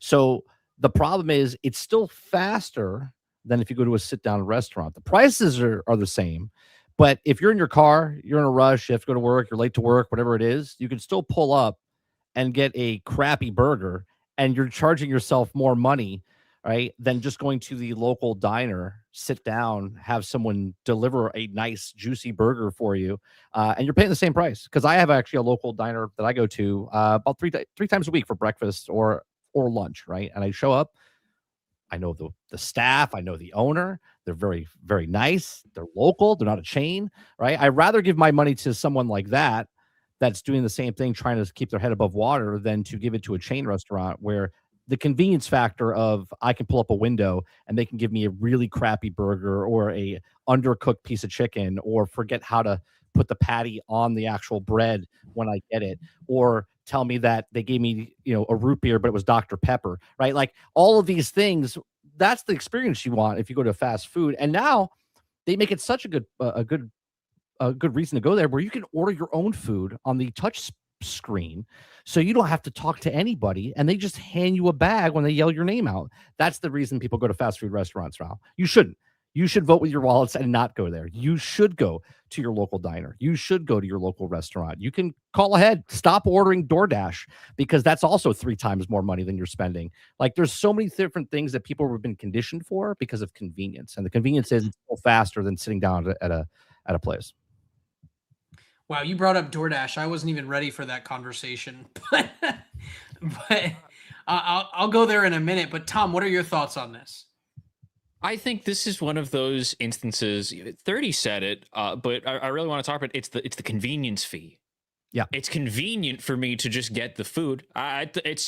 It's going in and it's going out. You know, it doesn't taste good. It may be burnt, may be undercooked, may just not taste good to begin with. But it's food. I'll eat it. And unfortunately, I think that's the mindset that people get into when they get in line at these places. Oh, hey guys, there he is. Sorry, I'm late. Third. I'm here. You're back from the future. I'm back from the future. Yeah, from an undisclosed location at the edge of the planet. No, don't let me interrupt. I'm here. I was listening in. You guys are making some great points. Please continue. No, so it's the convenience fee. You mentioned DoorDash. Oh well, I could just have it delivered. How many people?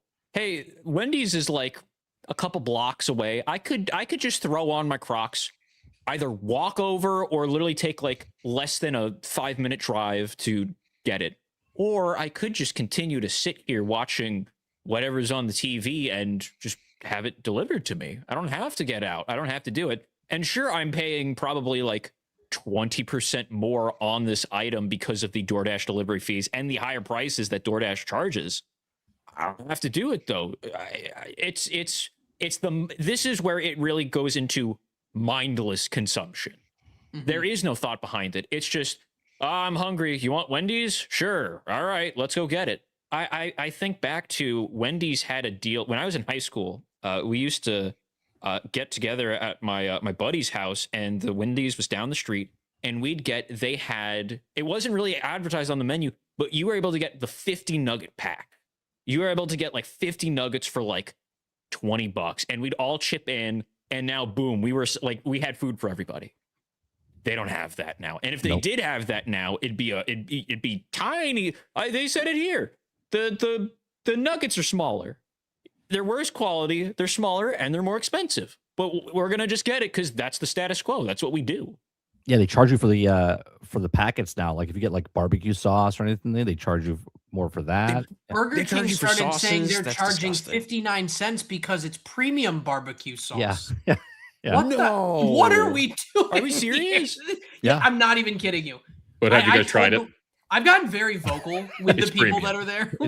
It's definitely worth the 59 cents. It's not. So it's worth the 59 cents. 61 cents. I don't know. 59 cents. I'm okay with. But then all of them now have the nerve to say, "Do you want to like donate or round up your money to give it to children for education?"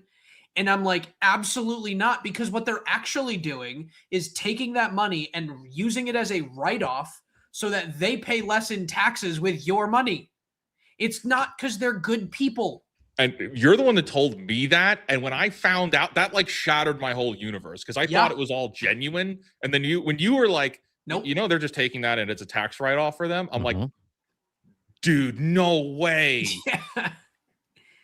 Yeah, I know. I'm disappointed. I've learned to say no, but like I mess with the people sometimes. They're like, "Would you like to round up for, it's 7:02," and they're like, "Would you like to round to 8 for, children and education?" I'm like, "No, I hate kids." Or like, "Nah, the education in this country sucks." Like I just have fun with it, and then I laugh at them like with them at the window. Like we have fun with it, It's harmful stuff, harmless stuff. I was like, wait a minute. I hurt their feelings. Like, no, you suck. No. It's harmless stuff. Like, I know they're not the ones that are the decision makers, so they're not the ones that are making it 59 cents for, this premium whatever.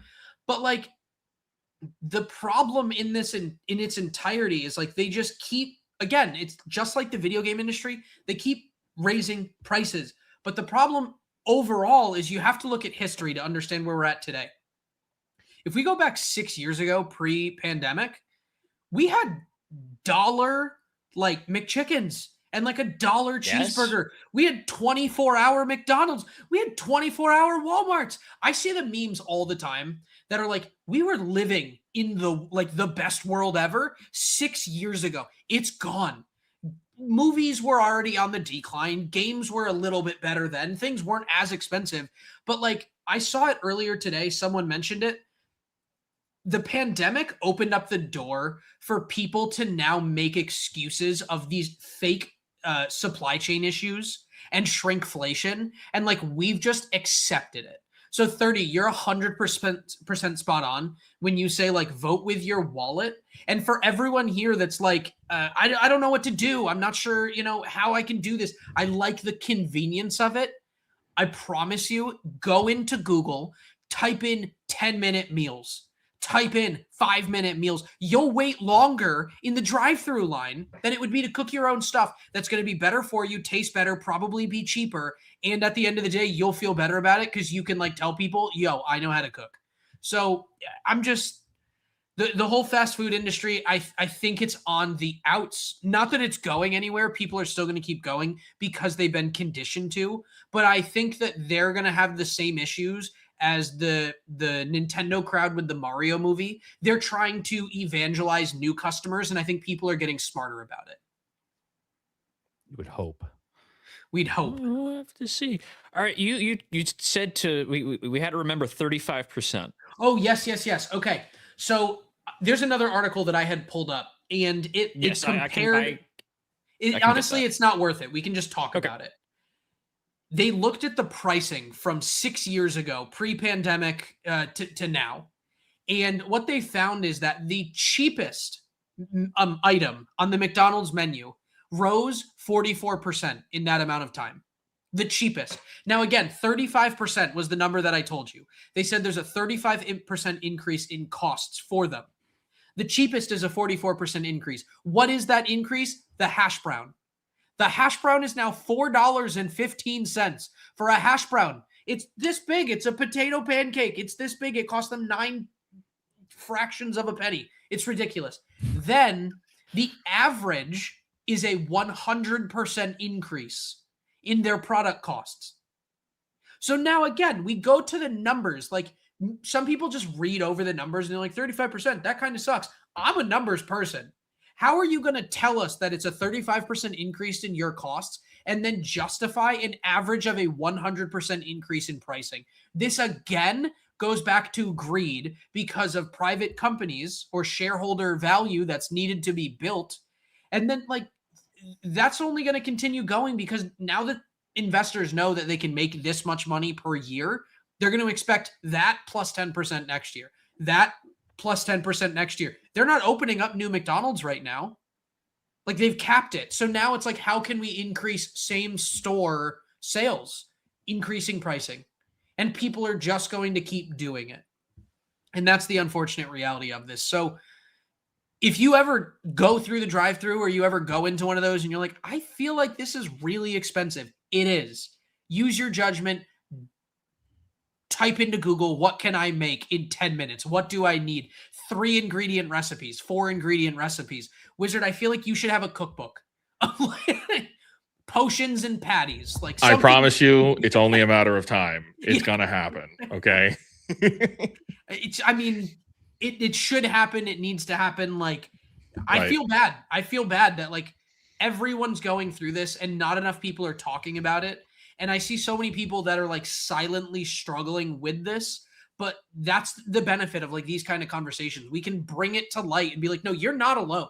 Like, there's some shady stuff going on. All of the food is smaller. All of it's more expensive. Accessibility wise, it's getting even worse. The people that work there have a worse attitude than ever. There's some things that we can't fix, but at the end of the day, it seems like fast food is going away and sit down restaurants are more in for every single reason. I'm sorry. Can you? I want you to say that again. How much is a hash brown right now? I feel like we really need to emphasize that because this is what actually this is what brought me to this topic. Someone posted that they were going to a McDonald's and they were doing like one of the orders that they could just pick up, and they were on the McDonald's app. It was $4.15. Now it's not the same everywhere. Like, I'm in Austin, Texas. They use this in the example of that. I got $100 water here. $100 water. No, I thought it was $430. It's a special deal right now. Yeah, right now, 100. So in Austin, they use this as the example of like the cheapest McDonald's Big Mac meal, or the Big Mac. The Big Mac here is like $4.35 or whatever.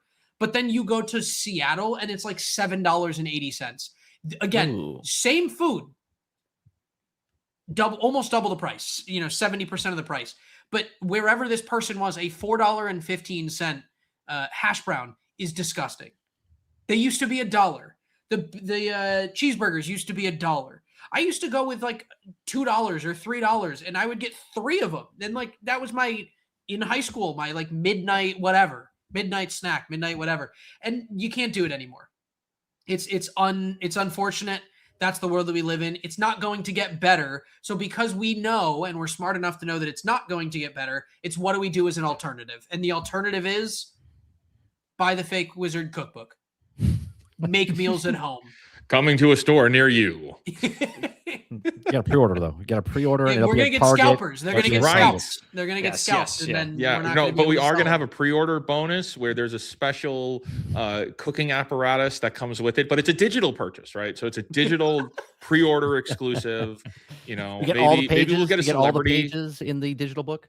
We'll get like Jack Septic Guy or Cabby Lame, because gaming people that are now in 007, right? We'll get those people to come in and work on our cookbook as well. People that have nothing to do with cooking, like they have nothing to do with games, or they have nothing to do with James Bond, rather. No, I think what we do, we go back in time, and what we end up doing is we do where if you order now, you'll get the secret secondary cookbook like the infomercials used to have, where it's like, if you call this number right now, we are also going to throw in the special steam tray basket and the extra cup to use with the magic bullet. We're going to use this all comes with. We're going to do a whole infomercial about it and everything. Yeah. Yeah. And what is it with KFC? 11 herbs and spices. Well, we're going to do 12. Yes. Oh, I'm going to do 12, but it's a pre-order exclusive. Day one, you got it. Yeah, that's what it'll be. We're gonna have 5 available for launch, and then the next day you can pre-order it, and it will release in winter next year. I almost want to tell people that they have to stand outside of a Target for 24 hours just to qualify to buy the cookbook. It's not going to be sold at Target.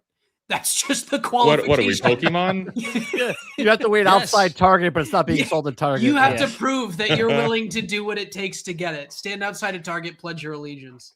You need to wait to go inside where someone's going to give you a coupon code that you then use on your phone.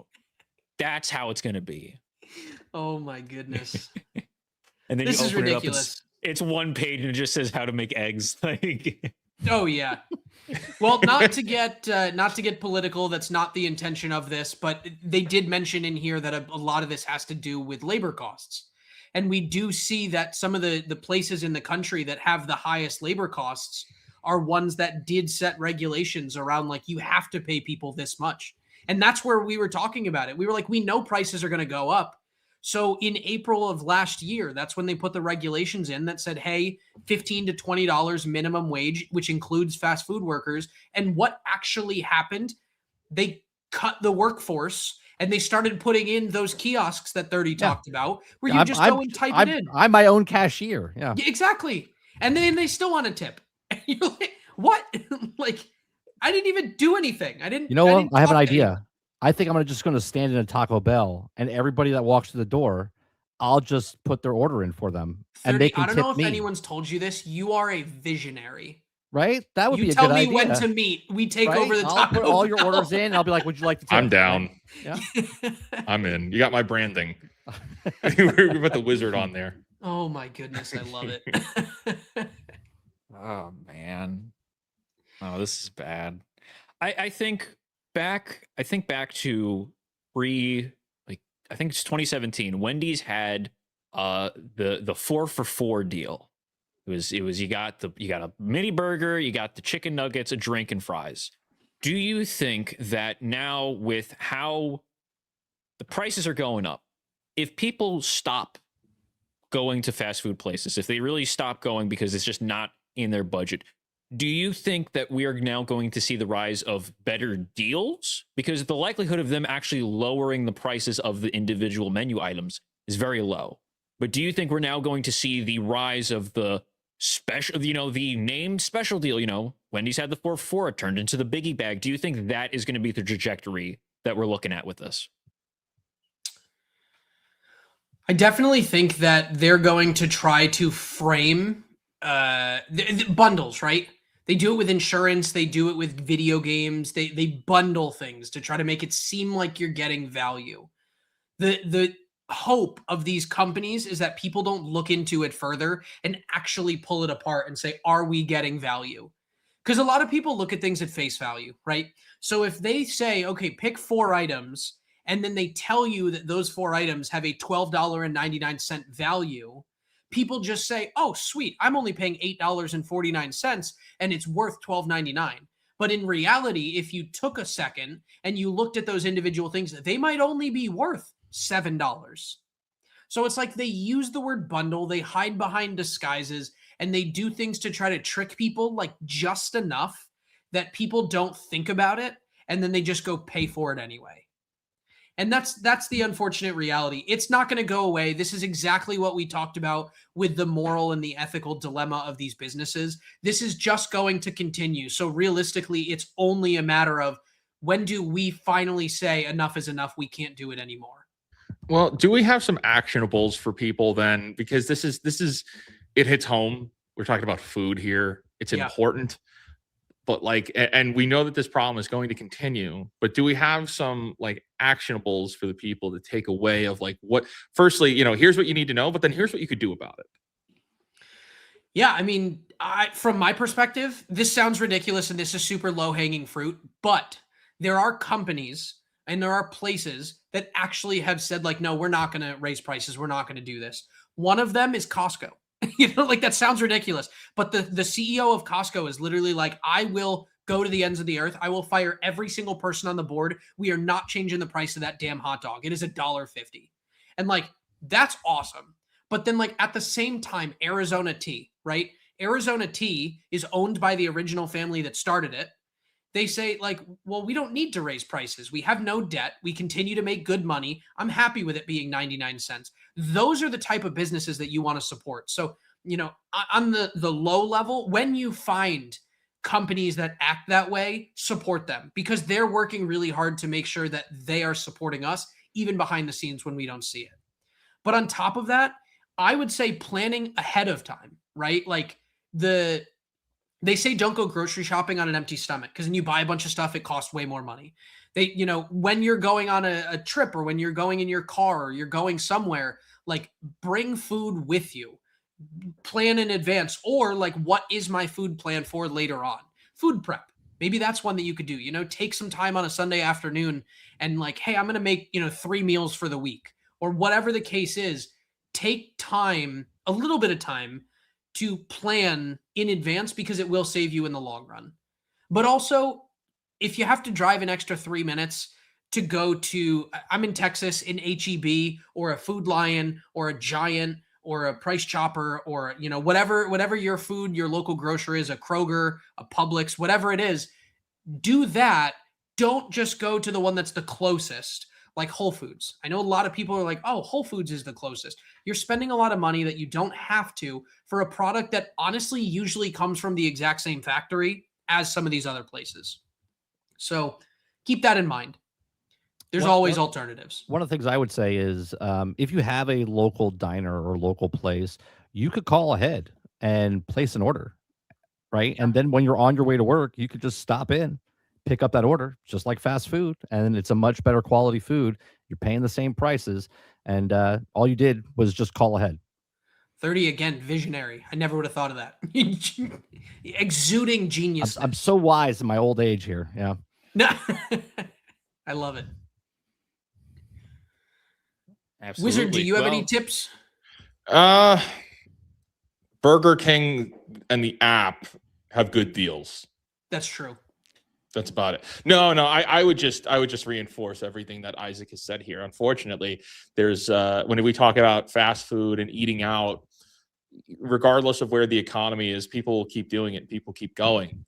And I think, you know, there's another angle to this that has to do with health.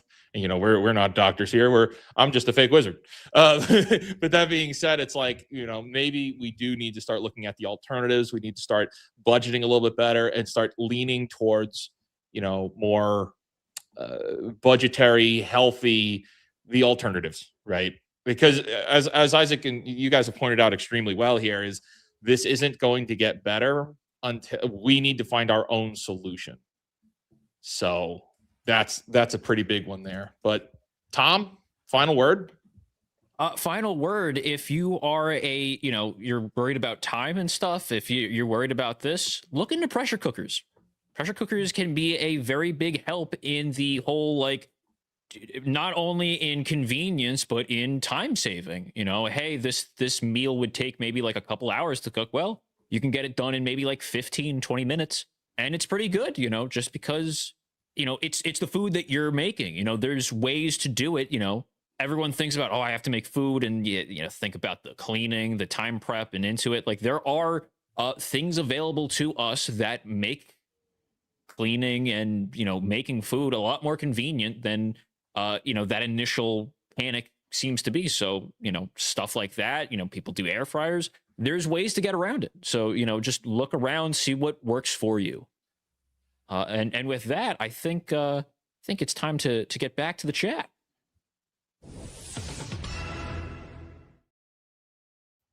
Okay, all right, getting over to the people. We got Robin 10 for a 5. The supply chain lie as a way to increase profit was born from COVID.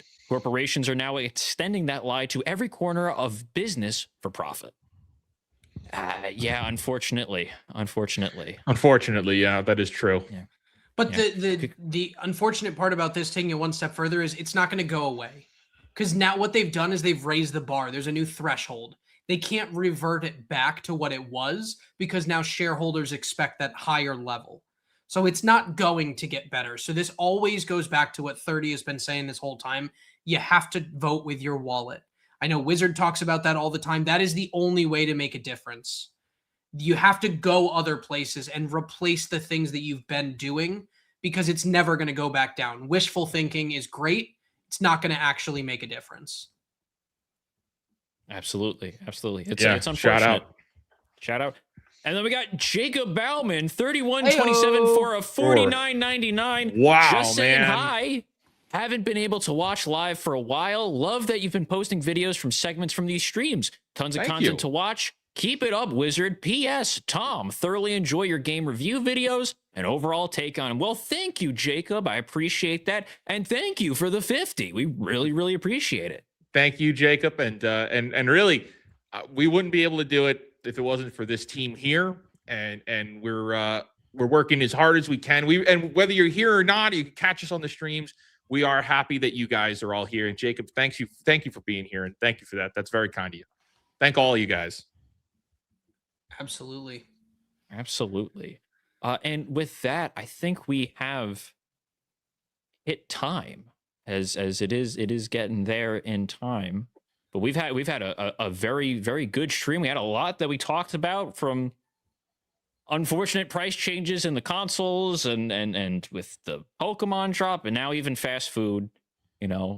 Unfortunately, most of these headlines are a little bit like rats, but we can have a fun take and talk about them. So we appreciate you guys watching. We appreciate you guys spending our Wednesdays with us. Is there anything we gotta cover? 30, what do you got going on? I do a show Monday through Thursday from 10 o'clock in the morning till noon Eastern. It's just a daily. It's called the Daily Grind. I just talk about entertainment, talk about gaming, mostly gaming. But whatever comes up, like we went down and broke down Matt Walsh's video of Star Wars is Dead this morning. So if you like stuff like that, come on by. I give you my thoughts and opinions on the things that we watch or read first time on the stream. So I read an article on stream, so I don't know the news like everyone else knows. We do it live. We do it live over on 30 NSJ. Yeah. So come on over. Heck yeah. Slip it in. We got Robin 10 for a 2 for. Please don't forget to like the stream. Absolutely, like the stream. If you were enjoying your time, if you had a good time with us, please, we ask you to like the stream, and we appreciate you spending your time with us. But thank you, Robin, for the 2. Wizard, is there anything that the people should be looking out for? Is there anything that they should be excited to see? Yeah, we will be back tomorrow morning at 8 a.m. Eastern for a special early edition of Culture Crossfire. Myself and Marv will be joining together. We're going to do our regular show. It's just going to be a little bit earlier in the day because we've got a whole day of stuff we got to do. But we're doing the show, and we'll be back. We are about to raid the WDW Pro Show right now when this show ends. So I will be over there. I will see you over there. Guys, that's pretty much it for me. We've got all of our streams are moving forward as normal, except a little time change tomorrow. And I have to keep pulling this. This is a new beard, and I didn't clip it enough, and it keeps like muffling me. And I have to like keep holding it down because it keeps riding up. This is the most professional stream on the planet for sure. I'm definitely not holding a microphone right now because I forgot the stand. This is 100% on brand for what we do here. But thank you guys all so much for being here. This has been great. I loved listening in. You guys kicked butt. But this is your show, Tom. You know what? We have 2 more of the jewels that were sent in as well, both from a Lord Corey. One says press F, and the other one says 100. So thank you for those jewels, Corey. Appreciate you being here and showing your support. Again, wanted to make sure you got that. Let's get some F's in the chat as we wrap up. Some F's and hundreds in the chat. You're giving us conflicting statements. It's F or is it 100? What are we? But thank you. On stream tonight, isn't he? What's that? I said WDW Pro is showing his face on stream tonight, isn't he? He is. Yeah, so man, stick around. Yeah, it's going to be a big show tonight, man. Yeah, he's doing a big face reveal with friends. It's a big thing. Get quiet. Professional. Most professional stream. Professional. Most professional stream. Love it. All right, Tom. What else we got, man? All right. Well, we're going to be, we're posting clips of the streams on this channel here, Fake Wizards Live, and we're going to be doing reviews, every single week on the Fake Wizards channel. That's both me and the Fake Wizard. And of course, you have the main channel where he's going to be talking about a lot of stuff. So lots of content all around. I hope you enjoy it. And with that, we're gonna end stream tonight. And we thank you for watching. So thank you and have a good night.